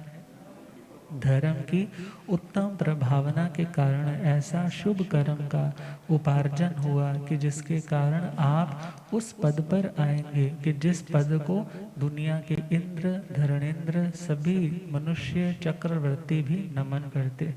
और तत् तुम बहु वासाएं केवली प्रिय, और उस पर्याय में जन्म हुआ है और जन्म लेके मुनिवृत्ति युवावस्था में ग्रहण की, और उस मुनिवृत्ति के बाद केवल ज्ञान, केवल दर्शन पैदा हुआ, और बहुत काल तक केवली पर्याय में रह करके और अंतिम समय में सर्व कर्म क्षय करके सिद्ध, बुद्ध और मुक्त हो जाओ।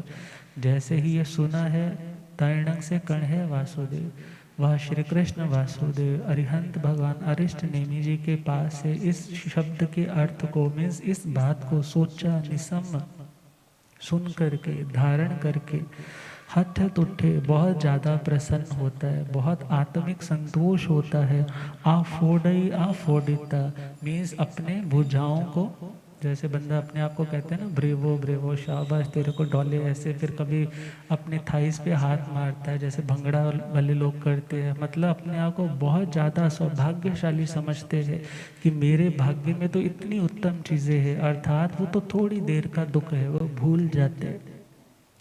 और वग्गीता तिविलिंग छिंदे मतलब एक पैर आगे, दो पैर पीछे, या दो पैर आगे, फिर मीन्स इस तरह से, जिसको हम वैसे बोले तो थोड़ा उछल कूद करते हैं खुशी के मारे कि मेरा भविष्य बहुत उत्तम है, और फिर सिंहनाद करते हैं, शेर की तरह दहाड़ते हैं, और फिर भगवान अरिष्ट नेमि जी को वंदन नमस्कार करके अपना जहाँ पे वो अभिषेक हस्ती रतन था उस पर सवार होते हैं, जहाँ द्वारिका नगरी है, अपना घर है, वहाँ आते हैं और अभिषेक हस्ती रतन से पच्चोरुही उतरते हैं, और उतर करके जहाँ पर उपस्थानशाला है वहाँ आते हैं, और फिर अपने सिंहासन पर जाकर बैठते हैं, और सिंहासन पर बैठ करके पूरथाभिमुहे अर्थात पूर्व की ओर मुख किए हुए बैठे हैं, और बैठ करके निशीता कौटुंबीय पुरुषे सद्दावे, कौटुंबिक पुरुषों को आवाज़ देते हैं, बुलाते हैं,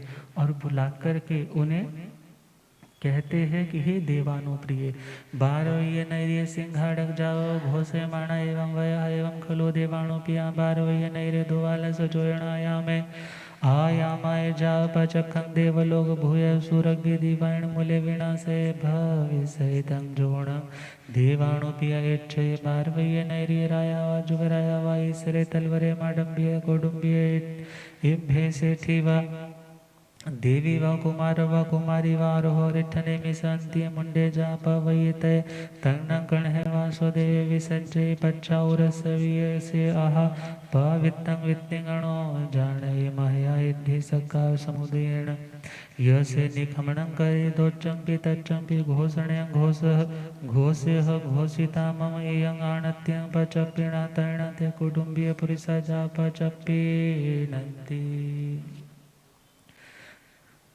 श्री कृष्ण वासुदेव महाराज ने अपने कौटुंबिक पुरुषों को, कुटुंब का मतलब परिवार रहता है, मीन्स जो सेवा करने वाले भी हैं उन्हें भी बड़ी पारिवारिकता, बड़े रिस्पेक्टफुली रखा जा रहा है और उन्हें बुला कर के वो कहते हैं कि हे देवानुप्रिय, द्वारिका नगरी के त्रिकोण में जाकर के, मतलब जहाँ 3 रास्ते बढ़ते हो, चतुष्कोण जहाँ चौराहे हो, वहाँ पर जाकर के गली मोहल्लों में जोर जोर से जाकर के उद्घोषणा करो कि हे देवानुप्रिय, ये द्वारिका नगरी जो 12 योजन लंबी 9 योजन चौड़ी है, प्रत्यक्ष साक्षात जो देवलोक के समान है, वो नष्ट होने वाली और उसके विनाश का कारण कौन बनेगा? सूर्य, अग्नि और द्विपायन ऋषि। और ऐसा कहकर के हे देवानुप्रिय, इच्छा ही 12वें नैरे राया वा जुगराया वा, यदि कोई इच्छा करता है, कौन व्यक्ति? जो इस द्वारिका नगरी का कोई राजा है, युवराज है, ईश्वर, टलवर, माडंबे, कौटुंबिक, इभ्य, श्रेष्ठी, देवी है, कुमार है, कुमारी है, वो अरिहंत भगवान अरिष्ट नेमि जी के पास यदि कोई मुंडित होकर प्रव्रजित होना चाहता है, दीक्षा लेना चाहता है और उसके मन में कहीं यह भाव आ रहा है कि मेरे दीक्षा लेने के बाद मेरे घर में कोई माँ अकेली है, किसी के पिता अकेले हैं, किसी के बच्चे छोटे हैं, उनकी सेवा कौन करेगा? तो उनको कहना कि तुम पूरी चिंताओं से मुक्त हो, उनकी सारी संभाल कौन करेंगे? श्री कृष्ण वासुदेव महाराज करेंगे। अर्थात यदि किसी के माँ के पास बेटा दीक्षा लेना चाहता है तो उसकी जगह कृष्ण बेटा बन के उनकी सेवा करेंगे। किसी पिता की सेवा करनी है तो वो सेवा करेंगे। बच्चों के पढ़ाई का, लिखाई का, उनको योग्य बनाने की जिम्मेदारी कौन लेंगे? त्रिखंडाधिपति कृष्ण महाराज लेंगे। तुम्हें कोई चिंता करने की आवश्यकता नहीं।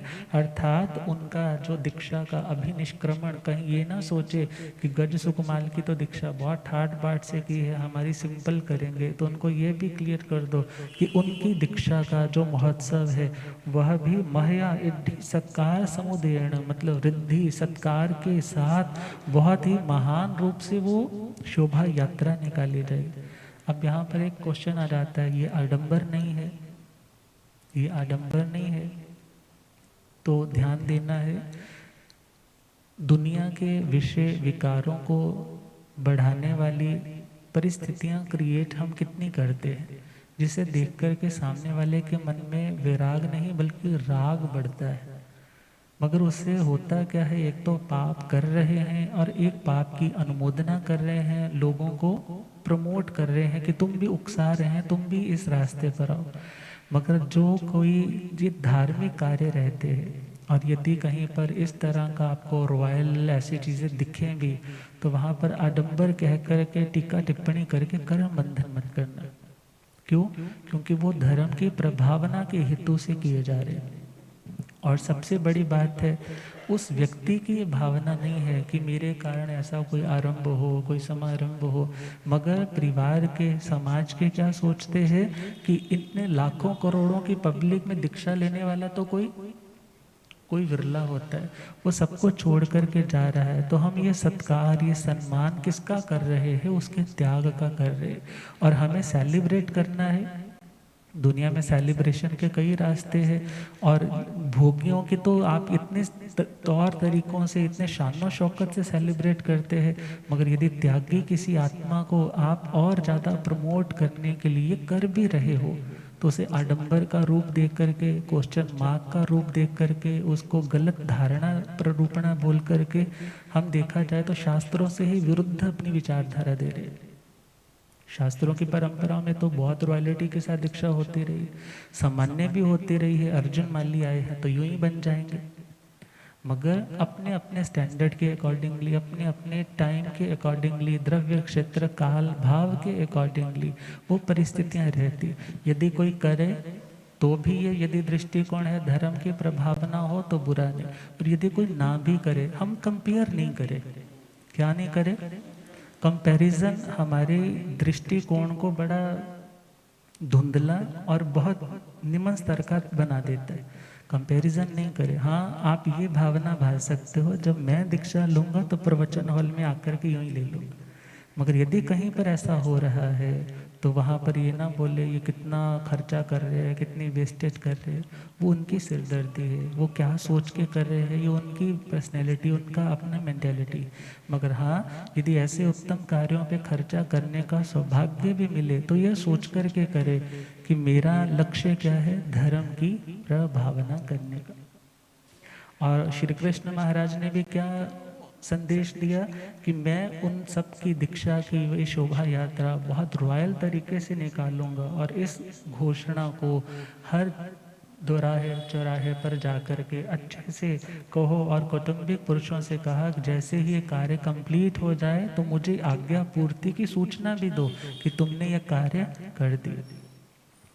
तैणं सा पौमा वै देव्यार्होरिठने में शांति धम्मं शोचानि समाहठ तुठ चाहे यार हरिठने में वंदे नमंसे वंदिता नमसिता एवं वयासे सद्धामेणं भन्ते निगन्तं पावेणं से जहेयं तुभ्ये वयः जंगनवरं देवाणोऽपि आकर्णं वासुदेवं आपुच्छामि तैणं अहं देवाणोऽपि अणगन्त्य मुण्डा चापवयामि आहा सुहं देवाणोऽपियमा परिबन्धं करिह तैणं स पौमा वै देवी धम्यं जाणपवरं दुरुहै दुरुहिता जेणेव भारवै नैरिजेणेव सैगिह तेणेव वा गच्छै उवागच्छिता धम्यं जाणपवरं पच्चोरुहै पच्चोरुहिता जेणेव कणहे वासुदेव तेणेव वा गच्छि उवागच्छिता करेले जाव कट्टु कणहं वासुदेवं एवं वयासि उच्छामेणं देवाणोऽपि आतुभ्येऽभ्यनुन्नया समाणि अर्होरिठने में शान्ति मुण्डा जाव भवयामि अह सुहं देवाणोऽपि तैणं से कणहे वासुदेव कौटुम्बीय पुरुषे श्रद्धा वै श्रद्धा वित्त एवं वयासि क्षिप्पामि भो देवाणोऽपि पौमा वै देवीय महत्तान्य खमणभिषेयं उवट्ठेव उवट्ठिव वित्त एवं माणत्यं पचप्पीणः तैणं ते कौटुम्बीय जाव पचप्पीणन्ति। तदनंतर ये घोषणा सिर्फ पब्लिक के लिए नहीं है। उन्होंने घोषणा क्या करवाई है, कोई राजा, राजा मतलब कोई रानी भी हो सकती है, तो वो कॉमनली सबके कानों में सूचना पहुंची है। तो कहते हैं ना, चैरिटी बिगिंस एट होम। यदि कुछ अच्छा करना है तो स्टार्ट कहाँ से करो, अपने घर से करो। तो सबसे पहले किनके मन में आया, पद्मावती महारानी, जो महाराज कृष्ण की महारानी है, जिसके लिए तो इवन उन्होंने युद्ध भी किया था। तो वो पद्मावती महारानी, उन्होंने भी ये सारी की सारी बातें सुनी है, और भगवान अरिष्ट नेमि जी के समीप जाकर के उन्होंने भी धर्म श्रवण किया, और बहुत भावों से उन्होंने उस धर्म को समझा है, और समझ करके प्रभु को वंदन नमन करती है। वंदन नमन करके क्या कहती है, सद्धामीणं भन्ते निगंथं पावेण, कि हे भगवान, मैं श्रद्धा करती हूँ, विश्वास करती हूँ, रुचि करती हूँ, किसके प्रति, निर्ग्रंथ प्रवचन के प्रति। मैं निर्ग्रंथ प्रवचन के प्रति श्रद्धा करती हूँ। से जहेयं तुभ्ये वह, जैसा कि आप फरमा रहे हैं वो यथार्थ है, वो सत्य है। जंग नवरंग देवाणोऽपि कणहं वासुदेवं आपुच्छामि, और मेरी भावना है कि मैं समस्त वैभव छोड़ करके आपके चरणों में दीक्षित हो जाऊं, मुंडित हो जाऊं।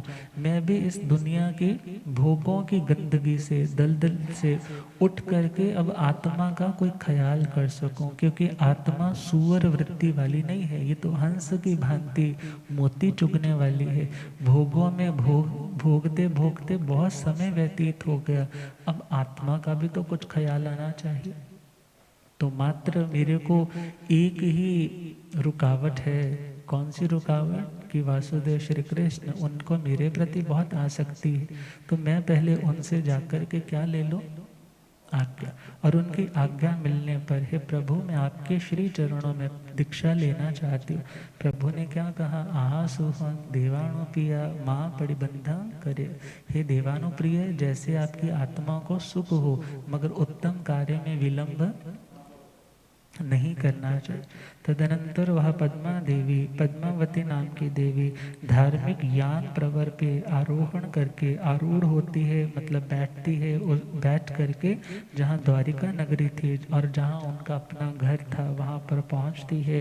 अपने उस वाहन से उतरी है और उतर करके जहाँ श्री कृष्ण वासुदेव महाराज से आती है और आकर के करयल जाव कट्टू दोनों हाथ जोड़ करके अंजलि बना करके श्री कृष्ण महाराज से कहने लगी कि हे महाराज, मेरी स्थिति तो अब उसी पक्षिणी की तरह है जो इस राज वैभव को पिंजरा समझ करके अब इससे निकलना चाहती है। बस किसकी ज़रूरत है, चाबी आपके हाथ में है कि आप आज्ञा दे दीजिए और मैं मुक्त विहार अर्थात साध्वी चर्या अंगीकार कर सकूं।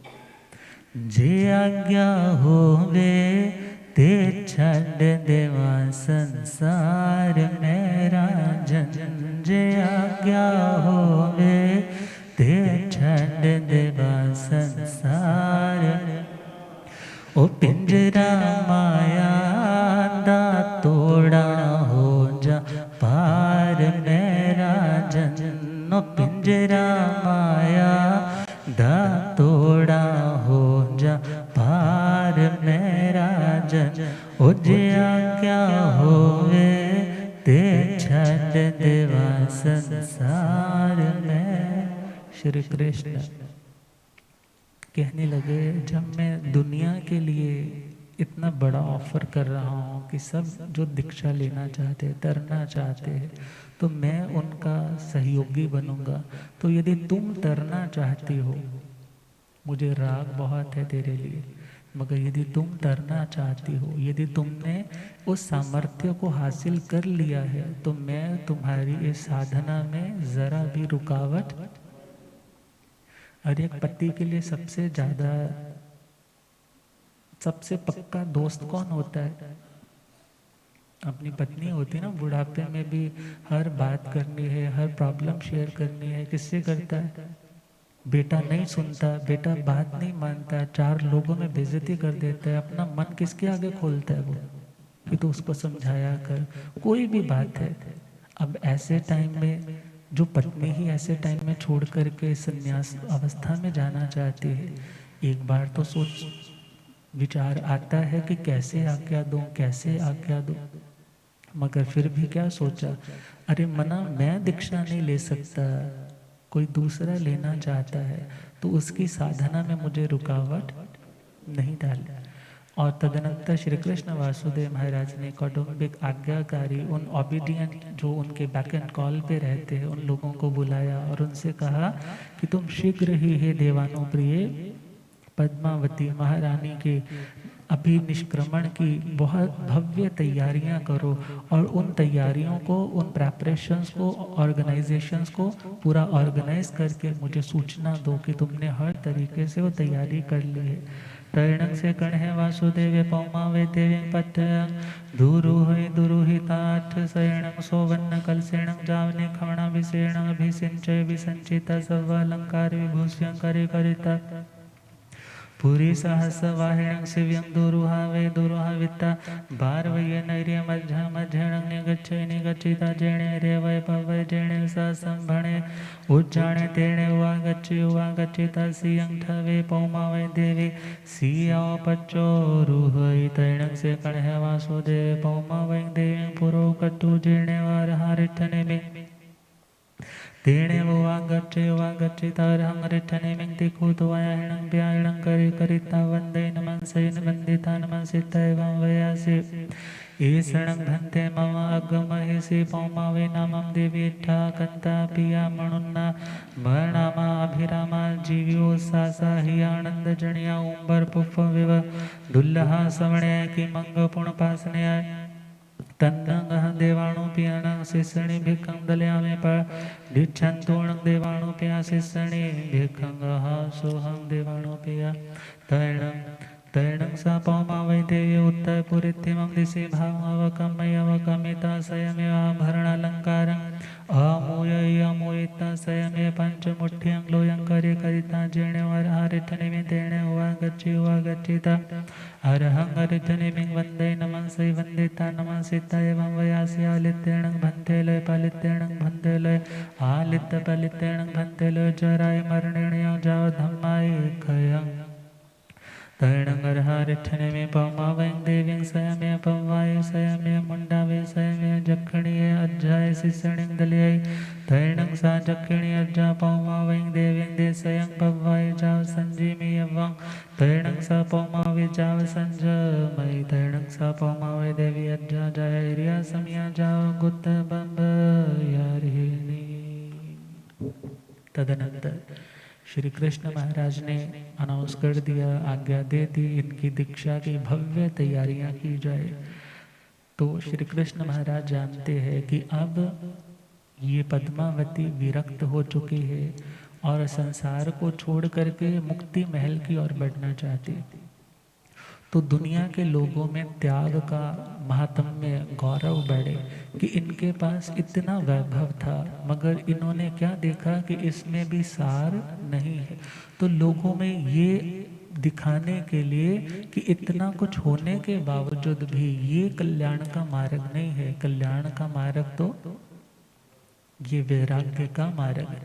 तो वो सुबह सुबह जैसे ही हुई है और पद्मावती महारानी को पाट के ऊपर बिठाते हैं और अट शयेणं सुवर्ण कलशेणं 108 सोने के जो कलश है उनमें अभिमंत्रित और सुगंधित जो जल है वो डाला है। चांदी के कलश है, ऐसे अलग अलग कलशों से उनका स्नान करवाते हैं। स्नान करवा करके उन्हें विभूषित करते हैं, उत्तम उत्तम वस्त्रों से उन्हें विभूषित करके आभूषण डलवाते हैं। 8 लड़ी का, 9 लड़ी का, 18 लड़ी का हार है, पाजेबे है, कानों के है, मस्तक के है, अर्थात जितने भी गहने हैं उन्हें तैयार कर रहे हैं। और फिर पुरुष सहस्र वाहिनी 1000 पुरुषों के द्वारा जो उठाई जाने वाली शिविका है उसको बुलाते हैं और उसके ऊपर उन्हें बिठाते हैं। और जहाँ द्वारिका नगरी के मध्य में से होते हुए जहाँ रेवतक पर्वत है, जहाँ सहस्राम्र वन नामक उद्यान है, उसके समीपस्थ वो पालकी पहुँच रही है और लोग जय जय नंदा जय जय भद्दा अजियं जीर्णाय जीर्णं च पाल ही गुनगुना रहे हैं। ओ लखा तार गए लखा ने तार जाना जिन्होंने तेरा नाम जपया। ओ लखा तार गए लखा ने तार जाना जिन्होंने तेरा नाम जपया। ओ सुबह शाम जपया, ओ सुबह शाम ओ आदिनाथ जपया, ओ आदिनाथ जपया। अरिष्ट नेमि जपया, अरिष्ट नेमि जपया।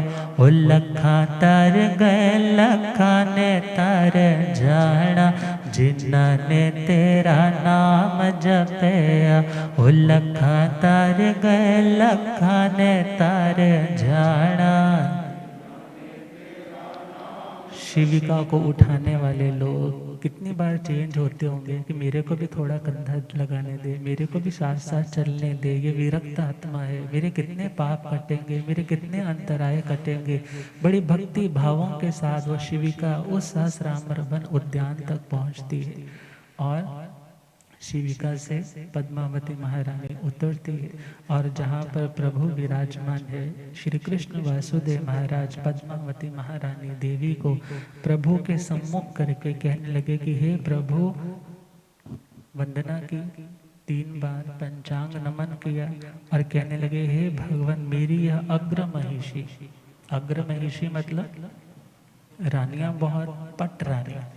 कौन सी रानी? पटरानी मतलब जो सबसे मुख्य रानी है, वो पद्मावती नाम की रानी जो इष्ट है, कांत है, प्रिय है, मनोज्ञ है, मनामा मन के अनुकूल चलने वाली, अभिरामा जिसमें मेरा मन इतना रमता है, इतना लगता है, जीवियो उस सासा जीवन के लिए जैसे श्वास की जरूरत है, ऐसे ही जिसके बिना मैं एक पल भी नहीं रह पाता, और जो हृदय को आनंद देने वाली उदुम्बर पुष्प के समान दुल्लहा सवर्ण, जिसका सुनना ही इतना ज्यादा मुश्किल है कि अंग पूर्ण पासने आए, अर्थात जिसको देखना किसी को नसीब हो जाए ये तो बहुत ही दुर्लभ बात है। ऐसी अनुपम सौंदर्यशाली, अनुपम लावण्य से भरपूर मेरी ये देवी पद्मावती आपके चरणों में दीक्षित होना चाहती है। संसार के भय से उद्विग्न है, यह संसार के जरा मरण के इस प्रवाह से बाहर आना चाहती है, यह देह से विदेह होने की साधना करना चाहती है। हे प्रभु, अहम देवाणु पियाणं शिष्यणि भिक्षं दलयामि, मैं आपको शिष्यणी की भिक्षा देता हूँ। दुनिया के लोग तो स्थान की भिक्षा देते हैं, कोई वस्त्र पात्र भोजन की भिक्षा देते हैं, मैं आपको और ऐसी शिष्या जो मेरे लिए इंडिस्पेंसिबल, जिसके बिना मेरा एक पल भी गुजारा नहीं होता था, उसको मैं इस कांटों की राह पर चलने की आज्ञा दे रहा हूँ, आपके चरणों में अर्पित कर रहा हूँ। पढ़िच्छन्तूणं देवानुप्रिय शिष्यणि भिक्षं, हे प्रभु इस शिष्या को स्वीकार करो। और जैसे ही कहा, तदनंतर वह पद्मावती देवी उत्तर पूर्व दिशा भाग ईशान कोण की ओर जाती है, बढ़ती है, और स्वयं अपने आभरणों को, अलंकारों को सारे उतारती जाती है, पकड़ाती जाती है, और उनको सारे गहनों को उतार करके जो राजसी वेशभूषा है उसको त्याग करके साध्वी का वेश धारण करती है, पंच मुष्टि लोच करके, और जहाँ भगवान अरिष्ट नेमि जी है वहाँ आकर के वंदना नमस्कार करती है और भावना भाती है कि हे प्रभु, ये संसार जल रहा है, जरा और मरण की आग से जो आया वो जा रहा है, कितना संयोग और वियोग है, कितना दुख और क्रंदन है। मैं इन सभी अवस्थाओं से मुक्त होकर आत्म स्वरूप में पहुंचना चाहती हूँ, इसलिए हे प्रभु मेरे को आप दीक्षित करें, मुंडित करें, प्रव्रजित करें। और प्रभु ने उन्हें स्वयं अरिहंत पद विभूषित भगवान अरिष्ट नेमि जी पद्मावती जी को क्या करते हैं, दीक्षित करते हैं, मतलब दीक्षा का पाठ पढ़ाते हैं, 4 महाव्रतों की आरोपणा करवाते हैं, स्वयं में मुंडा वही, स्वयं उन्हें मुंडित करते हैं, मतलब ये नियम पच्च खान देते हैं।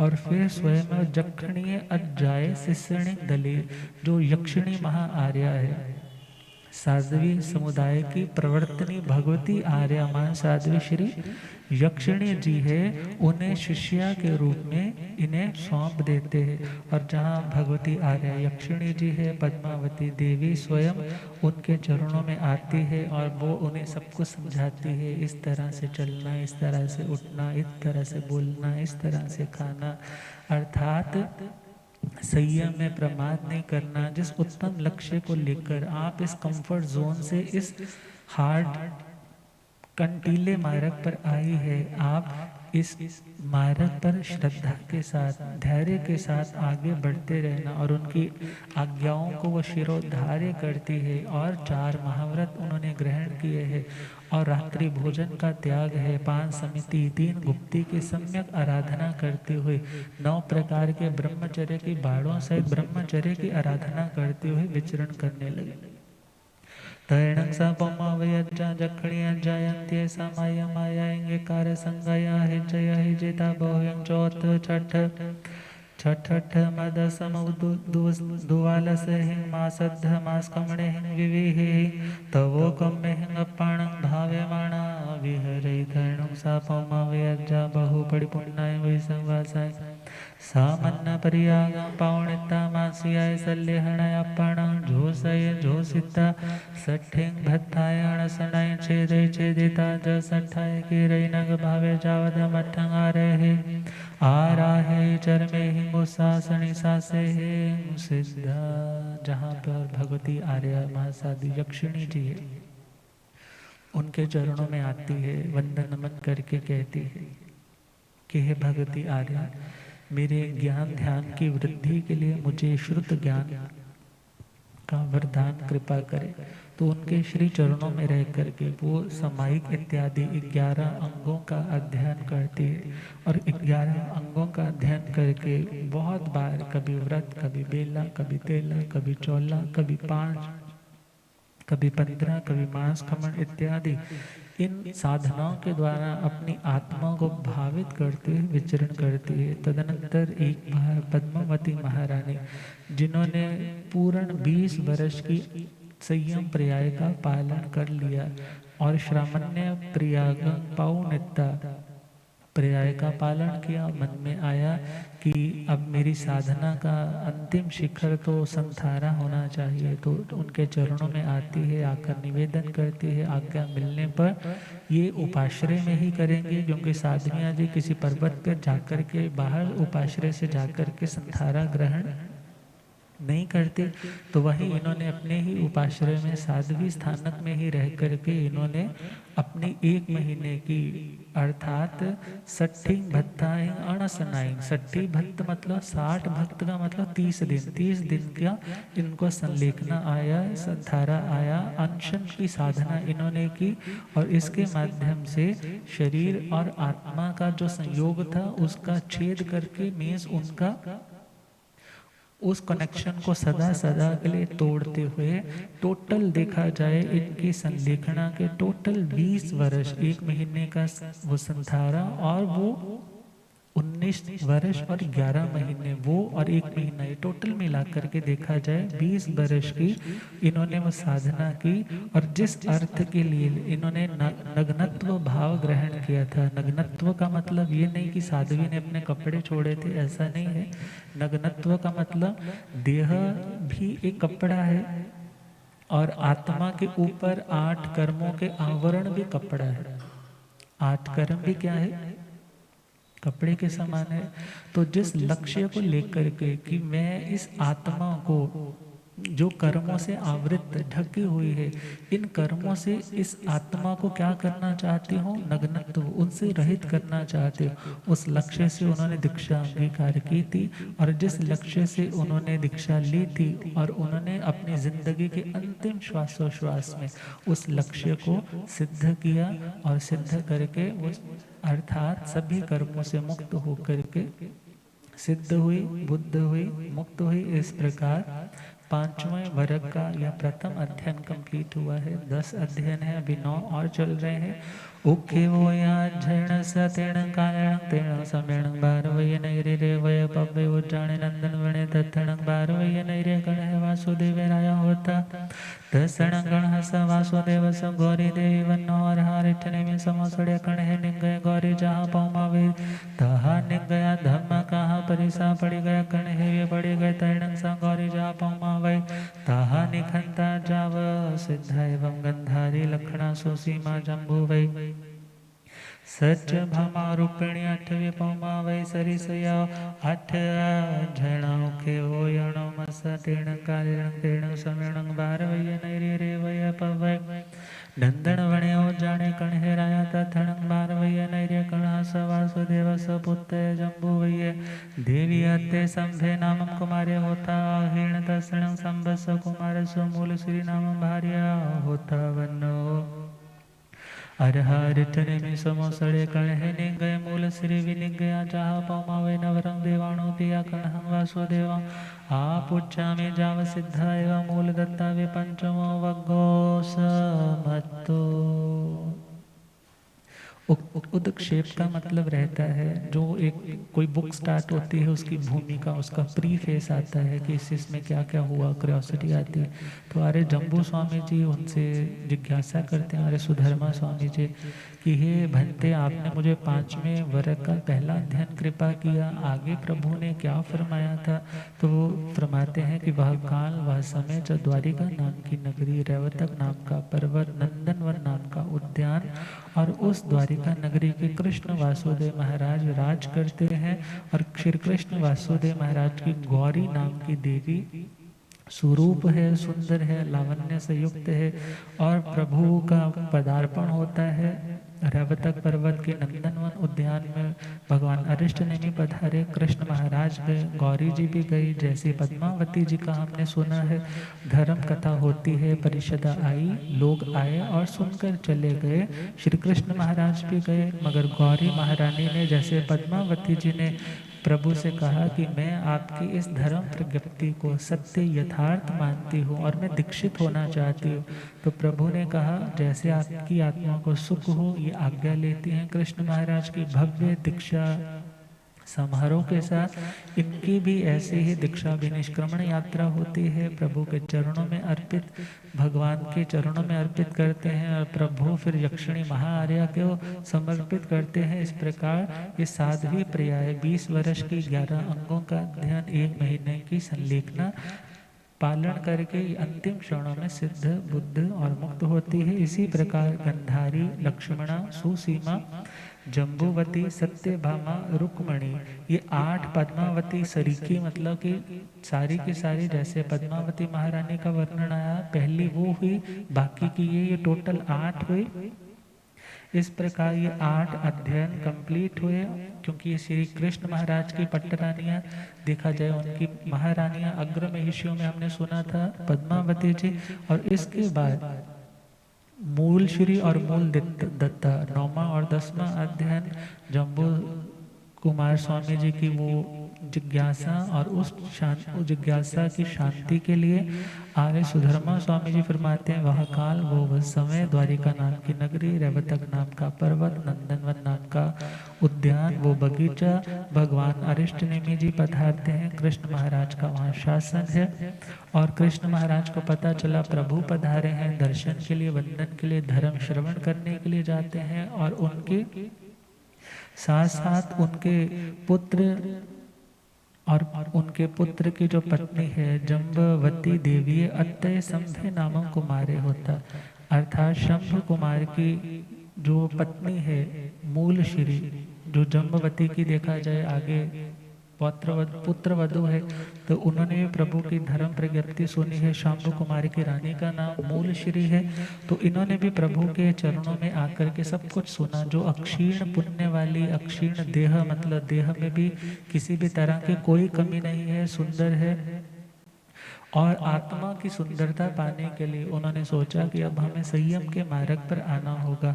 तो वह तत्संग संवत्स कुमारस मूल श्री नामम भार्या होता वन्नो, शंभ कुमार की मूल श्री नाम की भार्या मतलब उनकी पत्नी है। अरिष्ट, भगवान अरिष्ट नेमि जी के पावन समो शरण में उनका जाना हुआ, और श्री कृष्ण महाराज इत्यादि लौटे हैं, और उन्होंने फिर पुनः उनके चरणों में, प्रभु के चरणों में निवेदन किया कि मैं तरना चाहती हूँ, दीक्षा लेना चाहती हूँ, जैसे पद्मावती जी ने आज्ञा मांगी थी। मगर अंतर इतना है कि यहाँ पर कृष्ण वासुदेव को पूछूंगी, पूछ करके, मतलब बड़े हैं परिवार के, तो उनसे पूछ करके, क्योंकि कृष्ण महाराज और जम्बवती माता और उनके आगे देखे शंभ कुमार है, उनकी मूल श्री और मूल दत्ता नाम की रानियां, तो दोनों ने क्या किया, प्रभु के चरणों में दीक्षा ग्रहण की है, 11 अंगों का अध्ययन किया है, और 20 वर्ष की इन्हें भी संयम पर्याय आई है। कभी व्रत, बेला तेला, चौला इत्यादि, लास्ट में 1 महीने की मासिकी संलेखना आई, और इस प्रकार वो भी अंतिम श्वासोश्वास के साथ सिद्ध हुई, बुद्ध हुई और मुक्त। तो 5 वर्ग हमारे पास कौन से थे? प्रभु अरिष्ट नेमि जी के शासन की। अब 3 वर्ग कैसे हैं? भगवान महावीर स्वामी के शासन में होने वाले अंतकृत केवलियों के। तो छठा वर जैणं भन्ते चटमस्य ओखे वो नवरं 16 सज्जना पणत तंग जहा मकाई किंकमे चे मोगर पाणी आकाशवे खेमय धिति धरे चेव कैलासे हरिचंदने वारत सुदंसन पुन्न भद्द सोमण भद्द सूप इठे में आई मुत्ते यालके जैणाणं तो 16 जैणं भन्ते 16 जैणा पणता पणमस जैण सके अठे पणते एवं खलु जम्बु तेण कालणं तेण समेणं राय गेह नैरे गुणशीलय चय श्रेणीय राया तत्णं मंकाई नाम गावै परिवसय अढे जावा परिभुय तेणं कालेणं तेणं समेणं समणे भग महावीरे आयग्रे जाव गुणशीलय जाव विहरे परिसा निगया तैणं से मकाई गावै में से कहायला तठे जहा पणतीय गंग दत्ते तहेव इमो विजेठ पुत्तं कुडुम्बे ठविता पुरुष हस वाहिणी सियाय निखंते चावण गारे चाइरिया समिय जाव गुत्त बंब यारी तैणं से मकायण गारे समण स भगो महावीर सताहारु वाणं थेराणं अंत्य समाय मायाय एकार संगाया हिज्जे से संजहा खंदे स गुण रण तवो कम्मं 16 वासाई परियावत हेव विपुले सिद्धि। आर्य श्री जम्बू स्वामी जी महाराज उस चंपा नगरी के उस पूर्ण भद्र जो चैत्य है अशोक वृक्ष की छाया के नीचे बैठ करके उन्होंने विनय पूर्वक जिज्ञासा पूर्वक उनसे 8वां अंक अंतकृत दशांक सूत्र श्रवण कर रहे तो कहने लगे कि हे भगवान आपने मुझे 5वें वर्ग का तो अर्थ बता दिया, अब छठे वर्ग में क्या हुआ, प्रभु ने उसके बारे में क्या बताया। तो आर्य श्री सुधर्मा स्वामी जी कहने लगे कि हे आयुष्मान जम्बू उस छठे वर्ग में कितने अध्ययन है, 16 अध्ययना पणत 16 अध्ययन है, जैसे कि मकाई, किंकम, मुद्गर पाणी, काश्यप, क्षेमक, धृतिधर, दित्तिधरे, कैलासे कैलाश, हरिचंदन, वारत, सुदर्शन, पूर्णभद्र, सोनभद्र, सुप्रतिष्ठ, मेघ, अयमुत्ते मीन्स अतिमुक्त कुमार और अलक्ष्य, ये 16 अध्ययन बताए। और वे कहने लगे कि हे भगवान ये तो नाम सुनाए हैं, इस नाम के साथ, इस टाइटल के साथ इनके अंदर कंटेंट क्या है, ये स्टोरी इसमें क्या है। तो जैन भन्ते 16 सज्जन, यदि 16 अध्ययन बताए हैं तो प्रथम अध्ययन का क्या अर्थ, मुक्ति को प्राप्त धर्म तीर्थ की आदि करने वाले प्रभु महावीर स्वामी ने क्या अर्थ बताए थे। तो कहने लगे हे आयुष्मान जम्बू वो काल वो समय जब राजगृही नाम की नगरी, कौन सी नगरी, सिनेरियो चेंज हो गया, अभी तक तो सारा कृष्ण महाराज की नगरी द्वारिका का वर्णन आ रहा था, अब कौन सी नगरी आई, राजगृह नाम की नगरी। और गुणशीलय चाहिए, गुणशीलक नाम का चैत्य है और श्रेणिक महाराज का राज्य है, जो महान हिमवंत पर्वत की तरह अपनी प्रजा की रक्षा करने में, मर्यादाओं में जो दृढ़ है ऐसे। और उन महाराज के बड़े देश में देखा जाए और छोटे छोटे राज्य भी होंगे और सेठ सेनापति भी होंगे, तत्णं मंकाई नामम कहा हुए परिसई। तो उन्हीं के उस राज्य में राजगृह नगरी में एक मंकाई नाम के गाथापति समृद्ध सेठ है, अड्ढे जाओ अपरिभुए, किसी से व्यर्थ की बात के लिए कभी दबते नहीं है, एरोगेंट नहीं है, ये नहीं है दूसरों को दबाते हैं, मगर जहाँ पर गलत बात है तो वहाँ पर गलत बात पे कोई समझौता नहीं, झुकते नहीं। वह काल वह समय जब श्रमण भगवान महावीर स्वामी जो कर्म काटने में श्रम करते थे, जो कषायों को शांत करने के लिए उनका शमन करते थे, जो हर परिस्थिति में सम रहते थे, ऐसे श्रमण, शमन और समण भगवान महावीर स्वामी आई गरे धर्म तीर्थ की आदि करने वाले जाओ गुणशीलक नामक उद्यान में ग्रामानुग्राम विहार करते करते कितने साधु महाराज उनके साथ होंगे। वह दिव्य, वह देखा जाए कैसा वो पावन दृश्य होगा जिन्होंने वो निहारा होगा, इतना बड़ा संग प्रभु के साथ साथ चलता होगा। और प्रभु ग्रामानुग्राम विहार करते करते गुणशीलक नाम के उस चैत्य में पधारे हैं, आज्ञा लेकर के वहाँ विराजमान हुए। परिषद आती है, लोगों को सूचना मिली, जैसे बारिश आने पे गलियों में पानी बहने लग जाता है, ऐसे ही गलियों में लोग ही लोग हैं, जो दुनिया ही दुनिया, और एक ही दिशा की ओर जा रहे हैं जहाँ श्रवण भगवान महावीर स्वामी विराजमान है। और लोगों के मन में यही भाव है, हम जाएंगे, धर्म श्रवण करेंगे, आत्मा को निर्मल बनाएंगे। और वो समय भी आया जब मकाई नाम के गाथापति को भी ये सूचना, ये मैसेज मिला कि प्रभु पधार चुके हैं। अरे मैं अभी तक घर में हूँ और यह कथा सुनते सारे वो पैदल ही प्रभु के चरणों में पहुँचे। जैसे गंगदत्त श्रावक जी का भक्ति जी सूत्र के 20वें शतक में आता है, और 20 में प्रभु भगवान मुनि सुब्रत स्वामी जी के चरणों में उनकी साधना का वर्णन आता है, और 16वां शतक भगवती जी का, और 5वां उद्देश्य वहाँ पर इनकी कथा निबद्ध है। और वो भी प्रभु के चरणों में, जैसे वो अपने पहले ज्येष्ठ पुत्र को प्रभु से धर्म सुना, कहा मेरे को बहुत अच्छा लगा, मैं ऐसा ही फॉलो करना चाहता हूँ, आज्ञा तो क्या बच्चों को सारा जिम्मेदारी समझा दूं, क्योंकि परिवार का फैमिली आग कौन है, मैं फैमिली का हेड हूँ, तो मेरी जिम्मेदारी है कि मैं जिम्मेदारी से भागूं नहीं, बल्कि किसी जिम्मेदार को जिम्मेदारी दे दूं। जैसे आजकल रस्म पगड़ी होती है ना, रस्म पगड़ी तो मरने के बाद होती है, मगर ये जीवित ही, जिंदा रहते ही जब दीक्षित होना है तो अपनी सारी जिम्मेदारियां किसी जिम्मेदार को, कहीं कल को परिवार बिखर ना जाए, परिवार की व्यवस्थाएं खराब ना हो जाए, अर्थात शादी के बाद दीक्षा लेना चाहते हैं तो इन सब परिस्थितियों को देखते हुए दीक्षा ले सकते हैं। जैन साधु शादी के बाद भी बन सकते हैं और कुमार ब्रह्मचारी भी बन सकते हैं।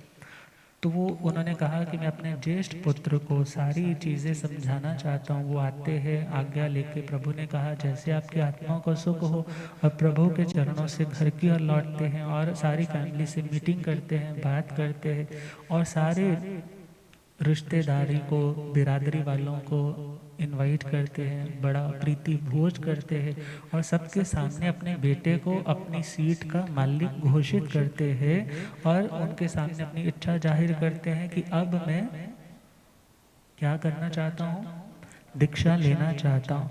और उसी प्रकार उनकी दीक्षा की अभिनिष्क्रमण की तैयारियां होती है, सहस्त्र वाहिनी शिविका तैयार की जाती है, और उसके माध्यम से प्रभु के चरणों में उनका अभिनिष्क्रमण शोभा यात्रा वो गुणशीलक उद्यान तक पहुंचती है। वो वहां से उतरते हैं, प्रभु के चरणों में वंदन नमन करते हैं, भावना रखते हैं मैं दीक्षित होना चाहता हूँ, ईशान कोण दिशा भाग में जाते हैं, वेश परिवर्तन करते हैं, पंचमुष्टि लोच करते हैं, प्रभु के चरणों में पुनः आते हैं, और प्रभु सामायिक चरित्र, क्योंकि छेदोपस्थापनीय चरित्र उसके बाद दिया जाता है, क्योंकि अब कौन सा तीर्थंकर भगवान का काल है, 24 में तीर्थंकर, और अब 4 महाव्रत नहीं होंगे, कितने होंगे, 5 महाव्रत की आरोपणा, 6ठे रात्रि भोजन का त्याग है, 5 समिति, 3 गुप्ती का पावन संदेश दिया है। ये शिक्षाएं, जैसे एक बेटी जब पियर छोड़ के ससुराल जाती है ना, तो माँ कितनी शिक्षाएं देती है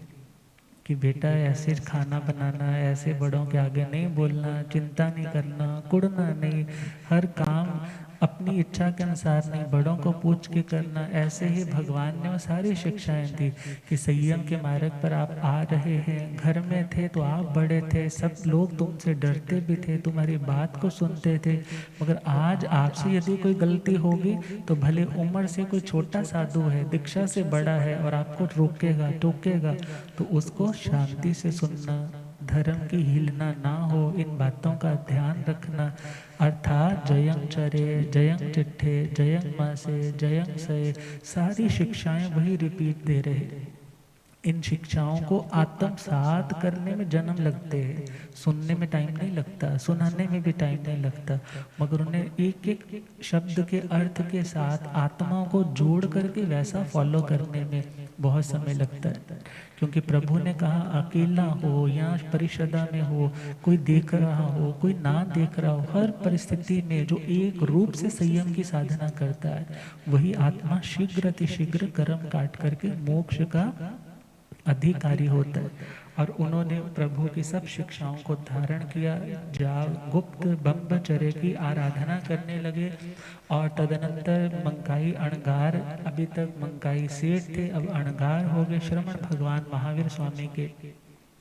जो तथा रूप मतलब भगवान की आज्ञाओं के अनुरूप जो चलने वाले, साधु के वेश में रहने वाले, साधु की समाचारी को फॉलो करने वाले, जो ऐसे साधु स्थविर पद विभूषित थे, उनके समीप उन्होंने समायिक इत्यादि 11 अंगों की आराधना की। आराधना करने के बाद जैसे स्कंधक अणगार जी का हमने सुना था, गौतम अणगार जी के फर्स्ट चैप्टर में ही जब हमने उनके बारे में सुना था, वैसे ही ये भी गुण रतन संवत्सर तप और भिक्षु प्रतिमाओं की आराधना और 16 वर्ष की प्रियाई इनकी दीक्षा की आई और 1 महीने का संथारा कृत आदि अणगार जो योग्य समर्थवान साधक है, परिचय उपसर्ग से घबराएंगे नहीं, अंतिम आराधना करवाने में जो समर्थ है, तो उन्हें विपुलाचल पर्वत पे, कौन सा पर्वत, विपुल गिरी पर्वत पर जाकर के उन्होंने साधना की और अंतिम समय समस्त कर्मों का क्षय करके केवल ज्ञान, केवल दर्शन के साथ वो सिद्ध हुए, बुद्ध हुए और मुक्त हुए। दोचस उखे वो किंकमे भी एवं चेव जा विपुले सिद्ध। इन्हीं के साथ टोटल सिमिलर वैसा ही किंकम गाथापति का भी कहना, इनकी भी दीक्षा पर्याय और उसी प्रकार इनकी जिंदगी का वो अंतिम क्षण विपुल गिरी पे सर्व कर्मों को क्षय करके मुक्त हुए। तो अब हम आज की इस वाचना को यहीं स्टॉप करते हुए इसको कल के ऊपर छोड़ते हैं। कल मुद्गर पाणी वो यक्ष वाला जो हम सुनते हैं वो भी बहुत इंटरेस्टिंग है, तो उसके ऊपर भी चिंतन मनन करेंगे। अपने देव गुरु धर्म के शुद्ध स्वरूप का क्या स्वरूप है उसको भी जानेंगे। तो इन्हीं शुभ मंगल भावनाओं के साथ अंतकृत के वाचना, अंतकृत के